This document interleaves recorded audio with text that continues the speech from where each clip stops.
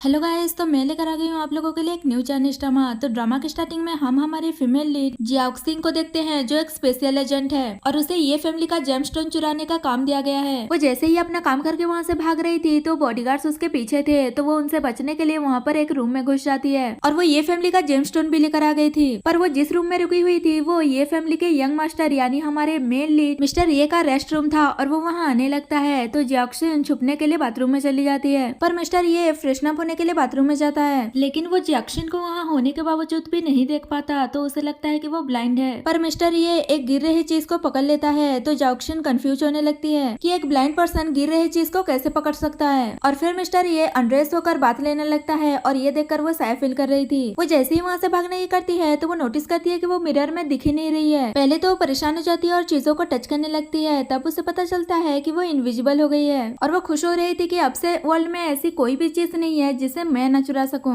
और वो चीजों को टच करते हुए मस्ती करने लगती है और ये सब कुछ मिस्टर ये देख लेता है। उसे तो चीजें हवा में उड़ते हुए नजर आ रहे थे, ये देखकर मिस्टर ये डर रहा था। थोड़ी देर बाद जैक्सन के कपड़े विजिबल होने लगते हैं, ये देखकर मिस्टर ये और भी घबरा जाता है और वो हिम्मत जुटाकर उसे धक्का मारकर बाथरूम से बाहर निकल जाता है। इससे जैक्सन को लगता है कि उसने मुझे कैसे धक्का मार दिया और वो जैसे ही मिरर में देखती है तो उसके कपड़े विजिबल हो रहे थे और वो परेशान हो जाती है कि ये कैसे विजिबल हुई हूँ मैं, मेरा ड्रेस तो दिख रहा है। दूसरी साइड मिस्टर ये गुस्से में अपने बटलर को फोन करता है और कहता है कुछ लोगों को लाकर बाथरूम में जो घोस्ट है उसे भगाने के लिए कहता है और साथ में उसके लिए तलिस्मान लाने के लिए कहता है। पर वो कहती है आपके घर में घोस्ट को कोई बिलीव नहीं करेगा। पर मिस्टर ये उस पर चिल्लाते हुए उसने जैसा कहा है वैसा करने के लिए कहता है। ये सब जैक्सन सुन रही थी और सोचती है ये मेरे बारे में बात कर रहा है, अगर मैं इस हालत में बाहर निकली तो सब लोग मुझे घोस्ट ही समझेंगे। और वो खुद को अनड्रेस करने लगती है। इतने में वहाँ पर सर्वेंट आ जाती है और मिस्टर ये से पूछती है कि कहाँ है घोस्ट। वो बताता है तो सर्वेंट बाथरूम में जाकर देखती है पर वहाँ पर कोई नहीं होता, बस जैक्सन के कपड़े होते हैं। असल में जैक्सन के पूरी तरह से अनड्रेस होने से पहले वो फिर से इनविजिबल हो गई थी और फिर वो जैसे वहाँ से भागने की करती है तो वो थोड़ा थोड़ा विजिबल होने लगती है, जिसे देखकर सब लोग डर जाते हैं। तो जैक्सन मिस्टर ये का टॉवल लेकर वहाँ से भाग जाती है और कोई उसे पकड़ नहीं पाता। सर्वेंट मिस्टर ये को देख रही थी तो वो गुस्से में उसे अपने लिए कपड़े लाने के लिए कहता है। उसके बाद उसे समझ आ गया था कि वो कोई घोस्ट नहीं था बल्कि ह्यूमन था, जिसने कोई स्पेशल मेथड यूज किया था और वो उसे थीप समझ रहा था, क्योंकि जैक्सन के ड्रेस में ये फैमिली का जेमस्टोन भी होता है। सर्वेंट पूछती है हमने तो उसका फेस भी नहीं देखा, हम उसे कैसे ढूंढेंगे। तो वो अपने लिए ऑनलाइन एक मैरिज एड पोस्ट करने के लिए कहता है और डाउरी में जेमस्टोन देने के लिए कहता है। वो हैरान होकर पूछती है कि आप थीप को नहीं ढूंढने वाले, आप मैरिज करोगे, इन दोनों में क्या कनेक्शन है। मिस्टर ये बताता है कि मेरी मॉम मुझे मैरिज के लिए फोर्स कर रही है, ये सबको पता है। अब मैं इस मैरिज एड के जरिए उस लिटिल थीप तक पहुंच जाऊंगा। दूसरी ओर जैक्सन को जिसने ये मिशन दिया था वो अपना पैसा रिफंड मांग रहा था, तो वो समझाती है कि पैसा रिफंड नहीं हो सकता, वो कोई ना कोई रास्ता ढूंढकर जेमस्टोन को वापस ले आएगी। और परेशान हो रही थी कि इतने मुश्किल के बाद भी उसने जेमस्टोन को खो दिया और अपनी इनविजिबल पावर पर गुस्सा हो रही थी कि पता नहीं ये कैसा है जिसकी ड्यूरेशन में कंट्रोल ही नहीं कर पा रही हूँ। और फिर उसे समझ आता है कि कल जो कुछ भी हुआ उस वजह से ये फैमिली अपना सिक्योरिटी सिस्टम को और भी टाइट कर दिया होगा, तो उसे कोई और रास्ता ढूंढना होगा। तभी वो फोन में मिस्टर ये का मैरिज देखती है और जब उसे पता चलता है कि ब्राइट प्राइस में जेमस्टोन है तो वो बहुत खुश हो जाती है कि शायद हेवन भी मेरी हेल्प कर रहा है। और फिर वो इस मौके का फायदा उठाने की डिसाइड करती है और वो अच्छे से रेडी होकर मिस्टर ये के पास चली जाती है। वहाँ पर जैक्सन को ये फैमिली का रूल बुक दिया जाता है जिसमें 100,000 रूल है और मिस्टर ये उसे उसमें से 2-3 इम्पोर्टेंट रूल्स पढ़ने के लिए कहता है, जो कि बहुत ही वाहियात रूल्स हैं। एक तो ये है कि ये फैमिली का जितना भी पैसा वो खर्च करेगी उसका एक एक पेनी का रिपोर्ट मिस्टर ये को देगी। दूसरा ये कि वो अपने से ऑपोजिट जेंडर के कांटेक्ट में नहीं रहेगी और तीसरा वो अपने ओरिजिनल पेरेंट्स के कांटेक्ट में भी नहीं रह सकती। अगर वो कोई भी रूल्स तोड़ती है तो उसे बिना कुछ कहे ये फैमिली से बाहर निकाल दिया जाएगा। ये सारे रूल्स पढ़ के वो गुस्सा करने लगती है कि ये क्या फालतू रूल्स हैं। तो मिस्टर ये कहता है अगर तुम्हें ये सब कुछ एक्सेप्ट नहीं है तो तुम यहाँ से जा सकती हो। ये सुनकर वो पलट जाती है और कहती है मुझे तुम्हारे साथ रहना है तो मुझे पैसों की क्या जरूरत, और तुम्हारे होते हुए मुझे दूसरे मैन की क्या जरूरत होगी, और सबसे इम्पोर्टेंट ये है कि मैं एक ऑर्फन हूँ। तो मिस्टर ये उसमें एक और कंडीशन ऐड करता है कि वो मैरिज के बाद कभी उसे टच नहीं करेगी। ये सुनकर पहले तो वो आर्ग्यू करती है पर बाद में वो मान जाती है। ये सब सुनने के बाद मिस्टर ये उसे डायरेक्ट पूछता है क्या तुम थिप हो, क्योंकि कोई भी इतनी इजीली इतने हार्श कंडीशन एक्सेप्ट नहीं करेगा, और बता देता है कि ये सब कुछ उस थिप के लिए ट्रैप है जिसने कल ये फैमिली से जेमस्टोन चुराने की कोशिश की थी। और फिर जैक्सन एक्टिंग करने लगती है कि मैं कोई थिप नहीं हूँ, मैं तो यंग मास्टर को कब से एडमायर कर रही थी, अगर यंग मास्टर को ये पसंद नहीं तो मैं यहाँ से चली जाती हूँ कहकर जा रही थी। पर मिस्टर ये उसे रोकता है और कहता है तुम टेस्ट में पास हो गई हो, और उसे मैरिज एग्रीमेंट साइन करने के लिए कहता है। तो वो खुश होकर साइन करने लगती है। पर मिस्टर ये को अभी उस पर डाउट था और सोचता है अगर तुम थिप हुई तो ये तुम्हारे लिए ट्रैप है और मैं उस दिन का वेट करूंगा जब तुम इस ट्रैप में फंसोगी और मास्टरमाइंड का रिवील करोगी।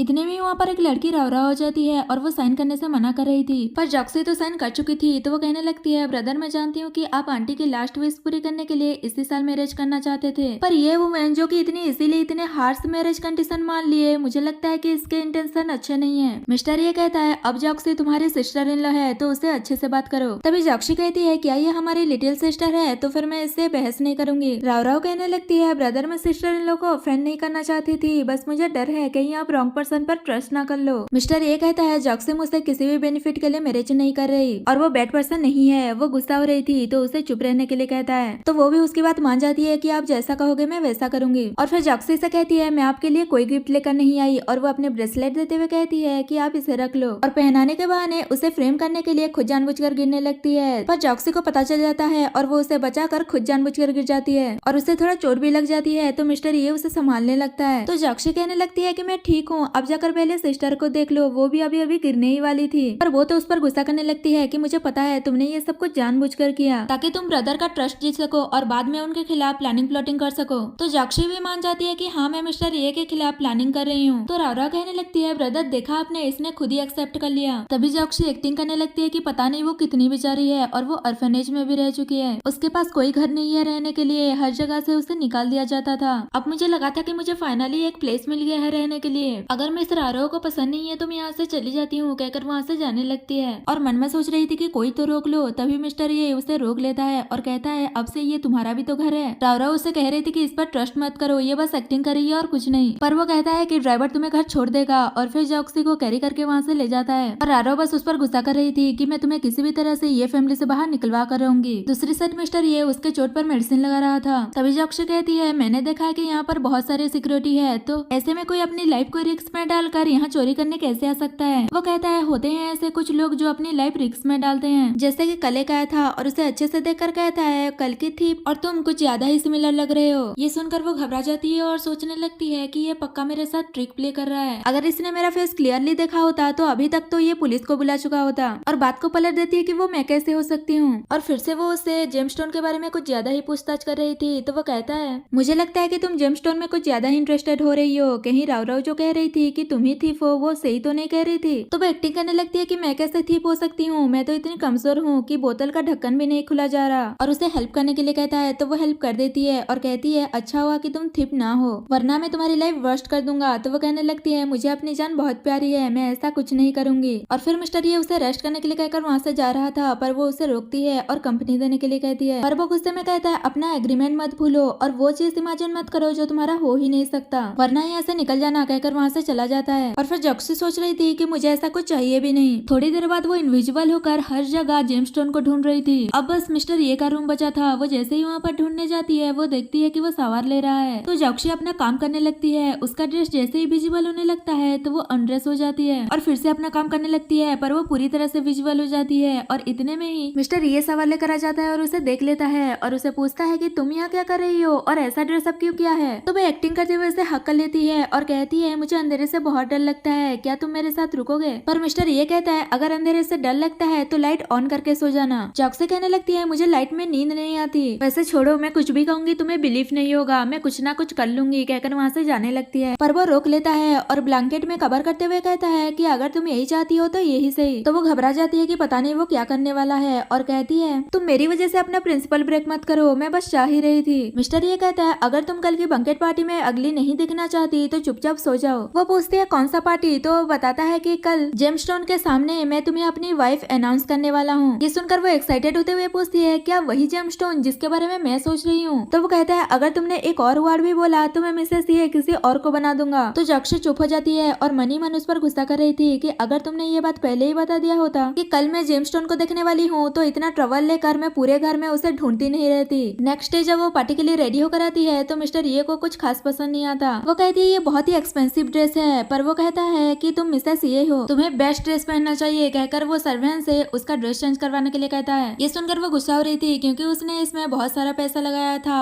और वो ये सोचकर उसे आर्ग्यू नहीं करती कि आज वो जेमस्टोन को देखने वाली है और वापस जाकर फिर से रेडी होकर आ जाती है। जब वो रेडी होकर आती है पहले तो वो उसे देखता ही रह जाता है और जब सर्वेंट उसे बताती है कि अभी हमें जाना चाहिए तब वो होश में आता है और फिर दोनों पार्टी के लिए निकल जाते हैं। नेक्स्ट सीन में जहाँ पर कुछ लोग मिस्टर ये के वाइफ के बारे में बात कर रहे थे कि पता नहीं वो कौन है और कौन सी फैमिली से बिलोंग करती है जिससे मिस्टर ये ने मैरिज किया है। और वो रॉरो से पूछते हैं कि तुम्हें तो पता ही होगा कि वो कौन है। तो वो बताने लगती है कि वो कोई फेरी नहीं है बल्कि वो तो एक ऑर्फन है। उनमें से एक कहता है मुझे वुमेन में कोई इंटरेस्ट नहीं है, मैं तो यहाँ पर जेमस्टोन को देखने आए हूँ जो कि ये फैमिली को इतना पावरफुल बनाता है। इतने में ही पार्टी में मिस्टर ये और जाउसी आते हैं और वहाँ पर जाउसी को देखकर वही बंदा जो बोल रहा था कि वो वुमेन्स में इंटरेस्टेड नहीं है, वो जाउसी की तारीफ करने लगता है कि वो कितनी ब्यूटीफुल है और ग्रेसफुल है जिससे किसी प्रिंसेस से भी कंपेयर नहीं किया जा सकता। दूसरा बंदा कहता है तुम तो वुमेन्स में इंटरेस्टेड नहीं थे ना। वो कहता है तुम समझे नहीं, इस चीज से वुमेन को सिर्फ वेल्दी पर्सन ही मैरिज कर सकते हैं। इसमें कोई सरप्राइजिंग वाली बात नहीं है कि मिस्टर ये ने इतनी प्रीसियस वुमेन से मैरिज किया है। पर रारा को तो वो कहाँ पसंद आने वाली थी, इतनी एक्सपेंसिव ड्रेस पहनने के बाद भी वो उसे अगली लग रही थी। उसके बाद ये फैमिली की ट्रेडिशन के हिसाब से दोनों को जेमस्टोन के आगे ओथ लेना होता है। तो पहले मिस्टर ये प्रॉमिस करता है कि वो सिर्फ जाउसी से ही मैरिज करेगा और वही सिर्फ उसकी बेबीज की मॉम बनेगी। अगर वो अपना प्रॉमिस तोड़ेगा तो वो बैंकरप्ट हो जाएगा। ये सब सुनकर जाउसी हैरान हो रही थी। तो वो बताता है कि ये हमारे ये फैमिली की ट्रेडिशन है, हम सिर्फ लाइफ में एक ही बार मैरिज करते हैं और हमारा कोई डिवोर्स नहीं होता। ये सुनकर तो जाउसी घबराने लगती है कि मैं इसकी बेबीज की मॉम नहीं बनना चाहती और ना ही मैं बैंकरप्ट होना चाहती हूँ, अब मैं क्या करूंगी। वो कुछ नहीं बोल रही थी तो मिस्टर ये कहता है डर गई क्या, अभी भी लेट नहीं हुआ है रिग्रेट करने में, कहकर वो जेमस्टोन को वापस ले जाने के लिए कह रहा था। तो जाउसी उसे रोकती है और कहती है किसने कहा कि मैं डर गई, मैं तो सोच रही थी कि कौन सा ओथ सिंसियर लगेगा। और वो भी प्रॉमिस करती है कि वो सिर्फ मिस्टर ये से ही मैरिज करेगी और उसी की ही बेबीज की मॉम बनेगी। अगर उसने अपना प्रॉमिस तोड़ा तो वो होमलेस हो जाएगी। ओथ सेरेमनी खत्म होने के बाद रारो कहती है हमें जेमस्टोन को वापस सेफ में सेफली रख देना चाहिए। मिस्टर ये भी मान जाता है और उसे उस रूम का कार्ड देता है। तो वो जेमस्टोन को वापस रखने जा रही थी तभी जाउसी कहती है रारो का अकेले जेमस्टोन को ले जाना डेंजर हो सकता है, तो मैं भी उसके साथ चलती हूँ कहकर जा रही थी। पर मिस्टर ये उसे रोकता है और कहता है तुम आज रात की ब्राइड हो तो तुम यहाँ से कैसे जा सकती हो। तो वो उसकी बात मान जाती है और कहती है मुझे बहुत भूख लगी है तो मैं खाना खाने जा रही हूँ, कहकर वो खाना खाने के लिए जाती है। तभी रारो जेमस्टोन रख के आने के बाद उस रूम का कार्ड जाउसी की पर्स में रख देती है ताकि उसे फ्रेम कर सके। पर जाउसी ने ये देख लिया था और फिर दोनों टकरा जाते हैं जिस वजह से रारो का ड्रेस खराब हो जाता है। तो वो उस पर गुस्सा कर रही थी तभी वहाँ पर मिस्टर ये आता है। तो रारो उससे भी जाउसी की कंप्लेन करने लगती है कि इसने मेरा ड्रेस खराब कर दिया। मिस्टर ये कहता है इसमें इतनी बड़ी बात क्या है, तुम जाकर अपना ड्रेस चेंज करके आ जाओ। तभी जाउसी भी कहने लगती है कि मेरी वजह से उसका ड्रेस खराब हो गया है तो मुझे भी उसके साथ जाना चाहिए। पर मिस्टर ये कुछ नहीं कह रहा था। तो रारो कहने लगती है कि ब्रदर आप कुछ बोल क्यों नहीं रहे, और उसे बातें लगाने लगती है कि मुझे नहीं पता था कि आप मैरिज के बाद ऐसे मुझे अबंडन कर देंगे। तो उसे भी मजबूरन मानना पड़ता है और सीन यही कट होता है। नेक्स्ट सीन में जाउसी जेमस्टोन के रूम में होती है और वहाँ अलार्म बज रहा होता है। तो बॉडीगार्ड्स और रारो उसे पकड़ने के लिए आ रहे थे पर वो इनविजिबल थी पर उसका ड्रेस विजिबल हो रहा था तो वो अपना ड्रेस खोल देती है और फिर बॉडीगार्ड्स उसे ढूंढ रहे थे। तभी जाउसी थोड़ा थोड़ा विजिबल होने लगती है और सब लोग उसे देखकर डर रहे थे कि वो घोस्ट है। तभी वो वहाँ से भागने की करती है। ये देखकर सब लोग डर रहे थे कि वो घोस्ट है पर रारो डटकर खड़ी थी उसे पकड़ने के लिए, क्योंकि उसे लग रहा था कि इस टाइम अगर वो मिस्टर ये की मदद करते कि थिप को पकड़ने में तो वो खुश हो जाएगा और जाउसी को छोड़कर उससे मैरिज कर लेगा। इतने में ही जाउसी पूरी तरह से विजिबल होने ही वाली थी तभी वहाँ पर मिस्टर ये आकर उसे बचाकर वहाँ से ले जाता है। पर वो उसे पहचान नहीं पा रही थी क्योंकि उसने मास्क लगाया था। तो वो उसे साइड में ले जाकर अपना मास्क खोलता है और कहता है तो असल में तुम ही थिप हो जो लास्ट टाइम मेरे घर में घुसकर जेमस्टोन को चुराने की कोशिश की थी। और फिर कुछ टाइम पहले का सीन दिखाया जाता है कि जाउसी इस सिचुएशन में पहुंची कैसे। जब जाउसी राव के साथ ड्रेस चेंज कराने आई थी तो वो कहती है क्या तुम यही खड़ी रहोगी और मेरी न्यूड वाली पिक्चर क्लिक करना चाहती हो ताकि मेरी रेपुटेशन बर्बाद कर सको। तो मना करते हुए वहाँ से चली जाती है कि मैं यहाँ से चलती हूँ। और फिर राव उसे जाते हुए देखकर स्माइल कर रही थी क्योंकि उसने उस कार्ड को टेम्पर कर दिया था। अगर जाउसी उस वेनिटी के पास से भी गुजरेगी तो वो अपने आप ही खुल जाएगा और अलार्म बजने लगेगा और सब लोग मान जाएंगे कि वही थी। फिर सोचकर वो खुश हो रही थी। दूसरी साइड जाउसी को पता था कि रावरा ने उसे फ्रेम करने के लिए वो कार्ड उसके बैग में डाला है पर यही एक उसके पास चांस था जेमस्टोन को चुराने का, इसलिए वो रिक्स लेकर जेमस्टोन को लेने चली जाती है। पर जैसे ही वो वहाँ पहुँचती है तो अलार्म बजने लगता है और ऐसे ही वो बॉडीगार्ड्स के बीच फंस गई थी। प्रेजेंट सीन में मिस्टर ये उसे थिप कह रहा था तो वो फिर से अपनी एक्टिंग शुरू कर देती है कि तुम ऐसे कैसे कर सकते हो, मुझे बहुत बुरा लगा। तो वो पूछता है तो फिर तुमने ऐसा ड्रेसअप क्यों किया है जो थिप ने लास्ट नाइट किया था। पर वो कुछ अच्छे से एक्सप्लेन नहीं कर पा रही होती है तो वो कहने लगता है अगर तुमने अच्छे से एक्सप्लेन नहीं किया तो तुम्हारे टुकड़े टुकड़े करके समंदर में फेंक दूंगा। तो वो बताती है कि जब वो छोटी थी तो उसे कुछ लोग ले जाकर उसके ऊपर एक्सपेरिमेंट किया था और वो बचकर भाग गई थी। हो सकता है कि वो थिप भी उन्हीं में से एक हो और वो भागी नहीं हो। मिस्टर ये पूछता है क्या तुम मुझसे झूठ बोल रही हो। तो वो कहने लगती है कि मैं झूठ नहीं बोल रही हूँ, मुझे डर था कहीं लोग मुझे ऐसे देखेंगे तो मॉन्स्टर कहेंगे, इसलिए मैंने कभी किसी से कुछ नहीं कहा। तुम फर्स्ट हो जिसे मैंने ये सब कुछ बताया है। वो कहता है अगर मुझे पता चला कि तुम झूठ बोल रही हो तो इतने में वो कहने लगती है तो फिर मैं खुद सी में जंप कर दूंगी। और फिर मिस्टर ये उसके ड्रेस के बारे में पूछता है तो वो कहती है कोई मेरी ब्यूटी से अट्रैक्ट होकर मुझ पर अटैक कर दिया था, क्या तुम इस पर बिलीव करोगे। तो वो भी उससे फ्लर्ट करने लगता है कि तुम हो तो ब्यूटीफुल पर किसकी हिम्मत हुई मेरी वाइफ को टच करने की, बताओ मैं उसके पीसेस कर दूंगा। करूंगा, पर वो कहती है कि मुझे याद नहीं है। तभी यहाँ पर रारो बॉडीगार्ड्स के साथ आ जाती है और वो मिस्टर ये के साथ जाओशी को देखकर हैरान हो जाती है कि तुम यहाँ पर क्या कर रही हो। वो कहती है आज मेरे लिए एक बहुत बड़ा दिन है, तो मेरा यहाँ होना तो नॉर्मल बात है। और फिर रारो उस पर ब्लेम करने लगती है कि इसने मुझसे कार चुरा कर जेमस्टोन चुराने की कोशिश की है। मैं इसे ऑलमोस्ट पकड़ने ही वाली थी, पर इसका एक पार्टनर आकर इसे ले गया। जाओशी कहती है अगर मैंने जेमस्टोन चुराया है तो देखो कहाँ है मेरे पास जेमस्टोन। तो बातों बातों में सब कुछ बता देती है कि उसी ने कार में टेम्पर किया था। जैसे ही वो वेनिटी में जाएगी तो अलार्म बजने लगेंगे।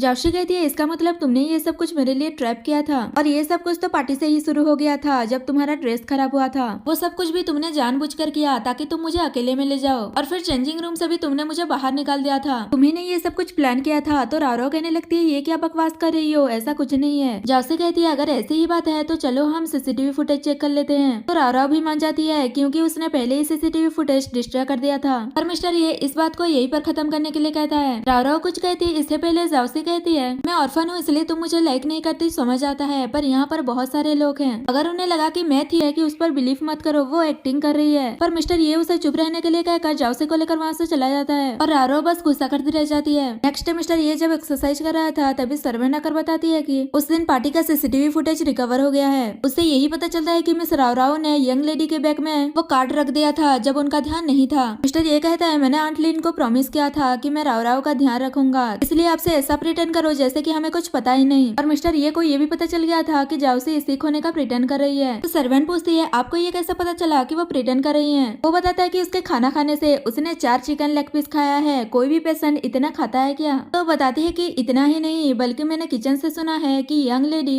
और भी चीजें ऑर्डर किया है खाने के लिए। ये सुनते ही वो गुस्सा हो जाता है कि क्या उसे डर नहीं है ओवर ईटिंग से, और वो वहाँ से चला जाता है। दूसरी साइड जाओशी ने जो ऑर्डर किया था वो खा रही थी। तभी वहाँ पर रारो आती है और उसे इतना सारा खाते हुए देखकर कहती है कोई भी पर्सन इतना ज्यादा खाना खा सकती है क्या? तुम बस सीख होने का प्रिटेंड कर रही हो और ब्रदर को फूल बना रही हो। जाओशी कहती है तुम क्या कह रही हो, मुझे कुछ समझ नहीं आ रहा है। तो वो कहती है प्रिटेंड करना बंद करो, यहाँ आसपास कोई नहीं है। मुझे पता है कि तुमने ब्रदर से उस जेमस्टोन के लिए मैरिज किया है। तुम्हें क्या लगता है सिर्फ तुम ही प्रिटेंड कर सकती हो? कहकर वो खुद को हट कर देती है और ऐसा एक्टिंग करने लगती है जैसे कि जाओशी ने उसे हट किया है। पर जाओशी इस सब का वीडियो बना रही थी तो जाओशी भी एक्टिंग करने लगती है कि मैं तो एक पेशेंट हूँ, मुझ में इतनी स्ट्रेंथ कहाँ कि मैं तुम्हें पूछ कर सकूं। मिस्टर ये भी उसका साथ देता है कि हाँ वो बीमार है। रारो कहती है किस तरह से ये बीमार लग रही है और बीमार लोग इतना खाते हैं क्या? वो कहती है हमारे ऑर्फनेज में जब हम बीमार पड़ते थे तभी हमें अच्छा खाना खाने को मिलता था, इसलिए मैं बचपन से ही जब मैं बीमार पड़ती हूँ तो ज्यादा खाने खाने की आदत है। क्या मैं नहीं खा सकती? तो मिस्टर ये उसकी बात को बिलीव कर लेता है। ये देखकर रारो गुस्सा करने लगती है कि ब्रदर आप इसके हर बात को क्यों बिलीव कर रहे हो? आपको क्या लगता है कि मैंने खुद ही को ही हट कर लिया? जाओशी कहती है आपने सही कहा, शायद आपको याद नहीं है, कहकर वो रिकॉर्ड किए हुए वीडियो को उन्हें दिखा देती है। ये देखकर वो गुस्सा करने लगती है कि तुमने ये जानबूझकर किया मुझे फ्रेम करने के लिए। पर मिस्टर ये उसे कहता है कि इस बार तुमने मुझे बहुत डिसअपॉइंट किया, अगली बार से तुम मेरे बिना परमिशन के ये फैमिली में नहीं आओगी। ये सुनकर वो कहने लगती है कि आप मेरे साथ ऐसा कैसे कर सकते हो? क्या आप भूल गए कि आपने मेरे मॉम को प्रॉमिस किया था कि आप हमेशा मेरी केयर करेंगे? आप अपनी प्रॉमिस कैसे तोड़ सकते हैं? जामी कहती है मैंने शायद तुम लोगों को अनहैप्पी कर दिया। अगर मुझे पता होता कि मेरे हस्बैंड को कोई इतना लाइक करता है तो मैं यहाँ एक हस्बैंड ढूंढने के लिए कभी नहीं आती। मैं चाहती हूँ कि आप दोनों हमेशा खुश रहें, कहकर वो मिस्टर ये से डिवोर्स की बात करके वहाँ से जाने लगती है। तो वो उसे रोकता है और कहता है क्या नॉनसेंस बातें कर रही हो रारो, बस मेरी सिस्टर है और कुछ नहीं। पर वो मुझे तुम पर बिलीव नहीं कहकर वहाँ से जाने लगती है। तो वो उसे रोक रहा था। तभी रारो कहती है ये बस एक्टिंग कर रही है, अभी तक इसने जेमस्टोन नहीं चुराया तो अभी ये नहीं जाएगी। पर मिस्टर ये उस पर गुस्सा करता है और कहता है अब से तुम ये फैमिली में नहीं आओगी, कहकर वो सर्वेंट को कहकर उसे घर से बाहर निकाल देता है। और फिर सामी से पूछता है कि अब तुम सेटिस्फाई हो ना? पर वो तो बदले में उसे किस कर देती है। तो वो बहुत ही गुस्सा हो जाता है। जाओशी माफी मांगने लगती है कि आज तक मुझे ऐसे कभी किसी ने प्रोटेक्ट नहीं किया तो मैं थोड़ा इमोशनल हो गई थी। और फिर वो उसे पनिशमेंट देने के लिए किस बैक करता है और 7 दिन के लिए ये फैमिली में ही रहने के लिए कहता है, घर से बाहर नहीं जा सकती। ये सुनकर वो सोचने लगती है अगर मैं 7 दिन घर से बाहर नहीं जाऊंगी तो मैं जेमस्टोन को कैसे चुराऊंगी। मिस्टर ये उसे पूछता है कि क्या कोई ऑब्जेक्शन है, पर वो मना कर देती है। और फिर वो उसे खाना खाने के लिए कहकर वहाँ से चला जाता है। और फिर जाओशी अपने रूम में जाकर इरिटेट हो रही थी। तभी वो किसी की आवाज सुनती है तो वो जाकर देखती है जहाँ पर रारो एक बंदे के साथ मिलकर खुद की किडनैपिंग करने की प्लानिंग कर रही थी और सारा ब्लेम जाओशी पर डाल देगी कि उसी ने उसे किडनैप करवाया है। और उसकी ये सारी प्लानिंग जाओशी भी देख रही थी और वो सोचती है कि रारो कभी नहीं सुधरने वाली और कहती है अब मुझे ब्लेम मत करना रूड होने के लिए। और फिर वो घर से बाहर जा रही थी तो सर्वेंट उसे रोकती है। तो वो कहती है बस मैंने केक ऑर्डर किया था वही लेने जा रही हूँ। फिर भी सर्वेंट उसे जाने नहीं दे रही थी, पर वो ये कहकर उसे मना लेती है कि आज मेरा बर्थडे है तो मैं खुद ही केक लेने जाऊंगी, बस गेट तक ही जाऊंगी, बाहर नहीं जाऊंगी। तो वो मान जाती है। और फिर जब उसे केक लेने जाती है और ऐसे चिल्लाती है जैसे कि उसका किडनैप हो रहा है और फिर वो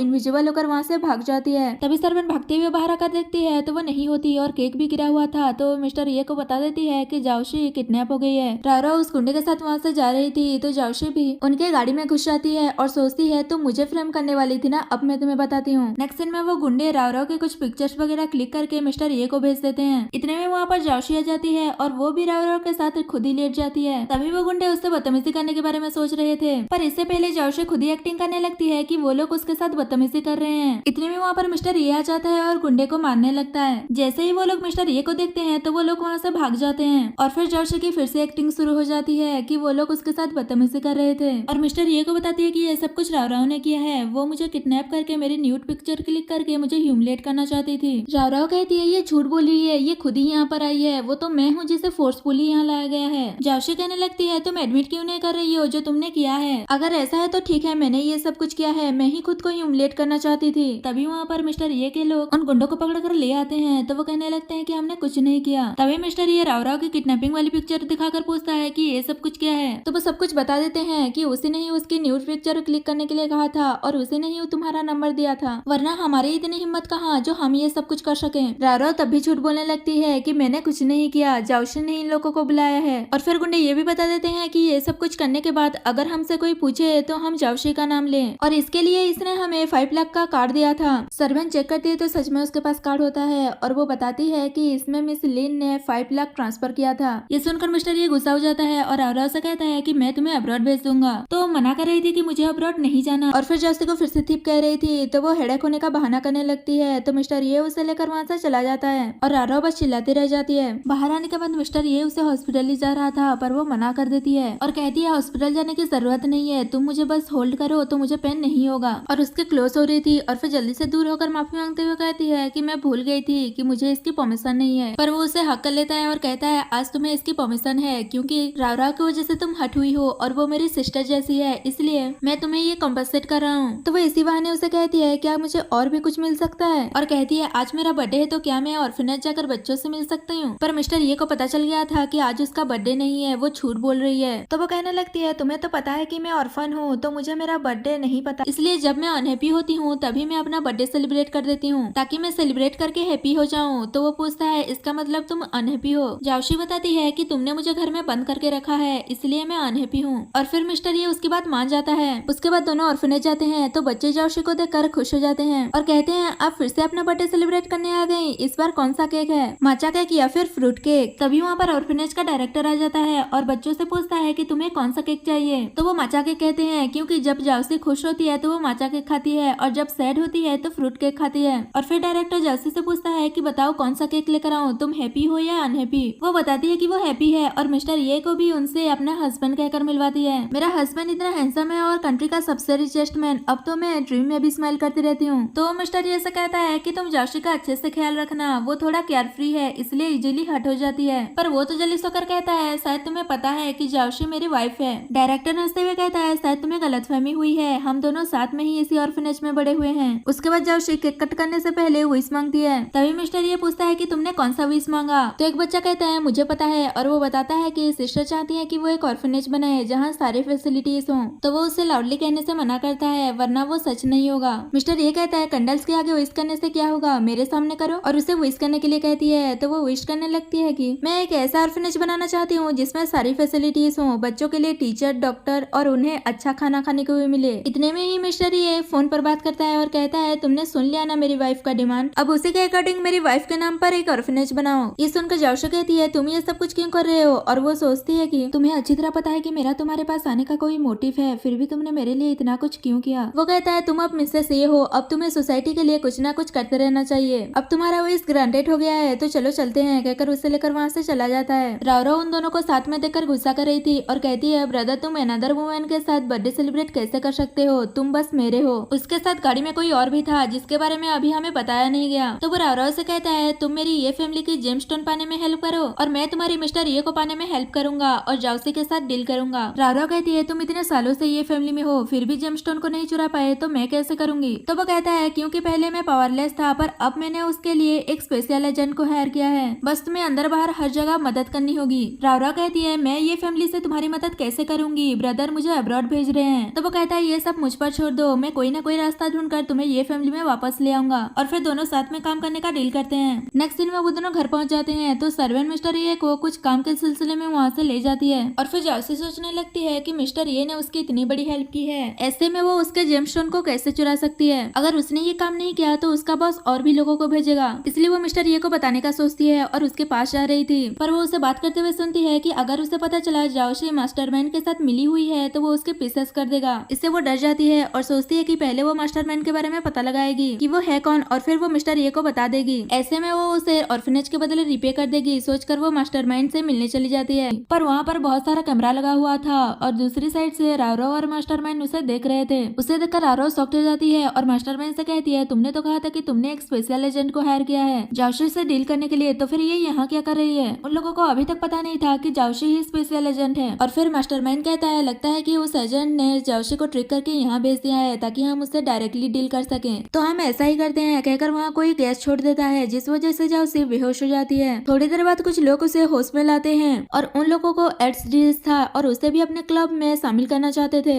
ये सुनकर जाओशी घबरा जाती है और उन्हें ब्राइब देने की कोशिश करती है और कहती है कि तुम लोगों को जिसने हायर किया है वो तुम्हें जितना पैसा दे रहा है मैं उसका 20 टाइम्स ज्यादा पैसा दूंगी, बस मुझे जाने दो। पर वो लोग मना करते हुए कहते हैं कि हम तो कुछ ही दिन में मरने ही वाले हैं तो पैसों का क्या करेंगे। जाओशी सोचती है ये लोग तो ब्राइब भी नहीं ले रहे तो अब मैं क्या करूंगी। दूसरी साइड मिस्टर ये ने सारे सीसीटीवी फुटेज रिकवर करवा लिया था जिस दिन भी जेमस्टोन को चुराने की कोशिश की गई थी और उसे पता चल गया था कि टिप कोई और नहीं बल्कि जाओशी ही है। और फिर वो गुस्से में सर्वेंट को जाओशी को बुलाने के लिए कहता है। वो जाओशी को बुलाने जाती है पर वापस आकर कहती है कि वो कब से घर से बाहर गई है पर अभी तक नहीं आई। तो वो गुस्सा करने लगता है कि जाओशी तुम्हें क्या लगता है तुम ऐसे ही मुझसे बचकर भाग जाओगी। दूसरी साइड जाओशी इनविजिबल हो जाती है तो उन्हें लगता है कि वो भाग गई और उसे ढूंढने लगते हैं। तभी जाओशी वहाँ से जा रही थी पर उसका ड्रेस विजिबल होने लगता है। गुंडे इसे देखकर पहले तो डर रहे थे फिर भी उसे पकड़ने जाते हैं। तभी जाओशी पूरी तरह से विजिबल हो जाती है। इतने में ही मिस्टर ये उसे ढूंढते हुए आ जाता है और उस पर चिल्ला रहा था कि तुम कहाँ भाग गई थी, पर वो जल्दी से उसे यहाँ से चलने के लिए कह रही थी। तभी वो गुंडे उन पर अटैक कर देते हैं तो मिस्टर ये उनसे फाइट कर रहा था पर जाओशी उसे फाइट करने से रोकती है कि उन्हें एड्स है, हमें यहाँ से जल्दी से चले जाना चाहिए। इतने में ही एक गुंडा मिस्टर ये पर अटैक कर देता है पर जाओशी उसे सेव कर लेती है। तो मिस्टर ये उनसे फाइट करता है और सर्वेंट को उन सबको अरेस्ट करवाने के लिए कहता है और फिर जाओशी को लेकर हॉस्पिटल चला जाता है। जैसे ही जाओशी को होश आता है तो वो पूछता है कि तुमने मुझे सेव क्यों किया। वो ऐसे प्रिटेंड करती है जैसे कि वो सब कुछ भूल गई है पर मिस्टर ये को तो सब पता था और कहता है तुम जैसे थिप के पास हार्ट कहाँ होगा, तुम हार्टलेस हो। और पूछता है कि बताओ तुम्हें किसने भेजा है जेमस्टोन चुराने के लिए। तो वो पहले तो सोचती है कि मैं सबको सच बता दूं और फिर दोनों साथ में मास्टरमाइंड को ढूंढेंगे। और फिर उसे याद आता है कि मिस्टर ये ने क्या कहा था और वो डर के मारे कुछ नहीं बताती और कहती है तुम फिर से मुझे ब्लेम क्यों कर रहे हो। पर वो सीसीटीवी फुटेज के उसके पिक्चर्स दिखाकर पूछता है तो फिर इसे एक्सप्लेन करो। जाओशी कहती है तुम्हें तो पता है कि राव ने मुझे फ्रेम किया था, उसने कार को टेम्पर कर दिया था, इसलिए मैं जैसे ही वैनिटी के पास से गुजरी तो वो अपने आप ही खुल गया। पर उनमें से एक ऐसा पिक भी था जिसमें वो अंदर जा रही थी पर जाओशी मना कर देती है कि इस फोटो में मैं नहीं हूँ। तो वो गुस्सा करने लगता है कि तुम झूठ कैसे बोल सकती हो, इस फोटो में तुम ही हो क्योंकि तुम्हारे कान के पीछे जो बर्थ मार्क है वो इसमें शो कर रहा है। तो वो कहने लगती है ये बर्थ मार्क नहीं है, ये उन लोगों ने मार्क किया है जिन लोगों ने मुझे लैब लेकर गए थे मॉन्स्टर बनाने के लिए। और फिर इमोशनल होने की एक्टिंग करने लगती है कि मैं ये सब भूलना चाहती हूँ पर बार बार मुझे याद क्यों दिला रहे हो। ये सब देखकर तो मिस्टर ये भी सोच में पड़ जाता है कि क्या मैं तुम पर बिलीव कर सकता हूँ। इतने में शर्मिन आकर बताती है कि राव सीरियसली इंजर्ड हो गई है तो वो जल्दी से उसके पास जाने लगता है और फिर जाओशी थोड़ा रिलैक्स होती है और फिर सोचती है कि क्या राव अब्रॉड नहीं गई, वो वापस कैसे आ गई। और वो मिस्टर ये के पीछे जाने लगती है। मिस्टर ये शर्मिन से पूछता है कि क्या हुआ तो वो बताती है कि वो ओल्ड मैडम की सिमेट्री गई थी और वहाँ पर उसके कुछ लोगों से झगड़ा हो गया और उन लोगों ने राव को ब्रिक से हिट कर दिया तो वो बेहोश हो गई। जाओशी सोचने लगती है इस बार तो उसने अच्छा प्लान बनाया है। वो लोग जैसे ही अंदर जाते हैं तो राव इंजेक्शन लेने से मना कर रही थी और मिस्टर ये को देखकर हक्कल लेती है और कहने लगती है मुझे बहुत डर लग रहा है और सोचती है इस बार जाओशी को मैं बाहर निकाल कर रहूंगी। तभी डॉक्टर बताता है कि उसे काफी जगह चोट लगी है इसलिए उसे इंजेक्शन लेना होगा वरना उसे इन्फेक्शन हो जाएगा। पर रारो इंजेक्शन लेने से मना कर रही थी और कहती है अगर मैं ठीक हो गई तो तुम मुझे अब्रॉड भेज दोगे, इससे अच्छा है कि मैं मर जाऊं। तो मिस्टर ये कहता है अगर तुम इंजेक्शन ले लोगी तो मैं तुम्हें अब्रॉड नहीं भेजूंगा। तो वो खुश होते हुए पिंकी प्रॉमिस करने के लिए कहती है तो वो कर देता है। तभी जाओशी भी उनके साथ प्रॉमिस करती है और कहती है मैं भी चाहती हूँ कि ये अच्छे से यहाँ रहे और हम सब साथ में खुश रहें। फिर रारो को इंजेक्शन लगाया जाता है तो जाओशी सोचती है तुम क्या सोच रही हो, इस सब में मैं तुम्हारी ग्रैंडमा हूँ। और फिर रारो कुछ ज्यादा ही ओवर एक्टिंग कर रही थी पेन होने का और फिर सोचती है जब तक मैं रोती रहूंगी ब्रदर मेरे साइड पर होंगे। उसके बाद जाओशी मिस्टर ये को एक ताबीज देती है और कहती है मुझे ये टेम्पल में बहुत प्रे करने के बाद मिला है जो मैं तुम्हें देती हूँ ताकि तुम हमेशा सेफ रहो। तभी वे राव की तरह इंजन नहीं होगे। तभी रारो कहती है पर मैंने तो एक ऐसा तावीज स्टार ऑर्फनेज के डायरेक्टर के पास देखा है, और सोचती है ब्रदर से तुमने झूठ बोला, अब वो तुम्हें छोड़ेंगे नहीं। तो मिस्टर ये उसे इस बारे में एक्सप्लेन करने के लिए कहता है। तो वो कहती है ये सामने से ऐसा ही दिखता है पर अंदर से अलग है, अगर तुम्हें बिलीव नहीं है तो मुझे वापस दे दो। पर वो नहीं देता और कहता है अगर एक बार गिफ्ट दे दिया जाए तो उसे वापस नहीं लिया जाता। तभी रारो कहने लगती है पर ये तो किसी और के पास भी है, इसका मतलब ये यूनिक नहीं है। ये सुनकर जाओसी मन ही मन गुस्सा कर रही थी कि चुप रहो। तो मिस्टर ये कहता है हाँ ये यूनिक नहीं है पर तुम फ्यूचर में दोबारा फूल मत बनना। ये सुनकर दोनों ही सख्त हो जाते हैं और फिर वो सर्वेंट को बुलाकर कहता है किसी को भेजो कि वो डायरेक्टर की तावीज को बाय कर ले, चाहे वो कितना भी प्राइस हो। और फिर कहता है अब ये सच में यूनिक हो गया।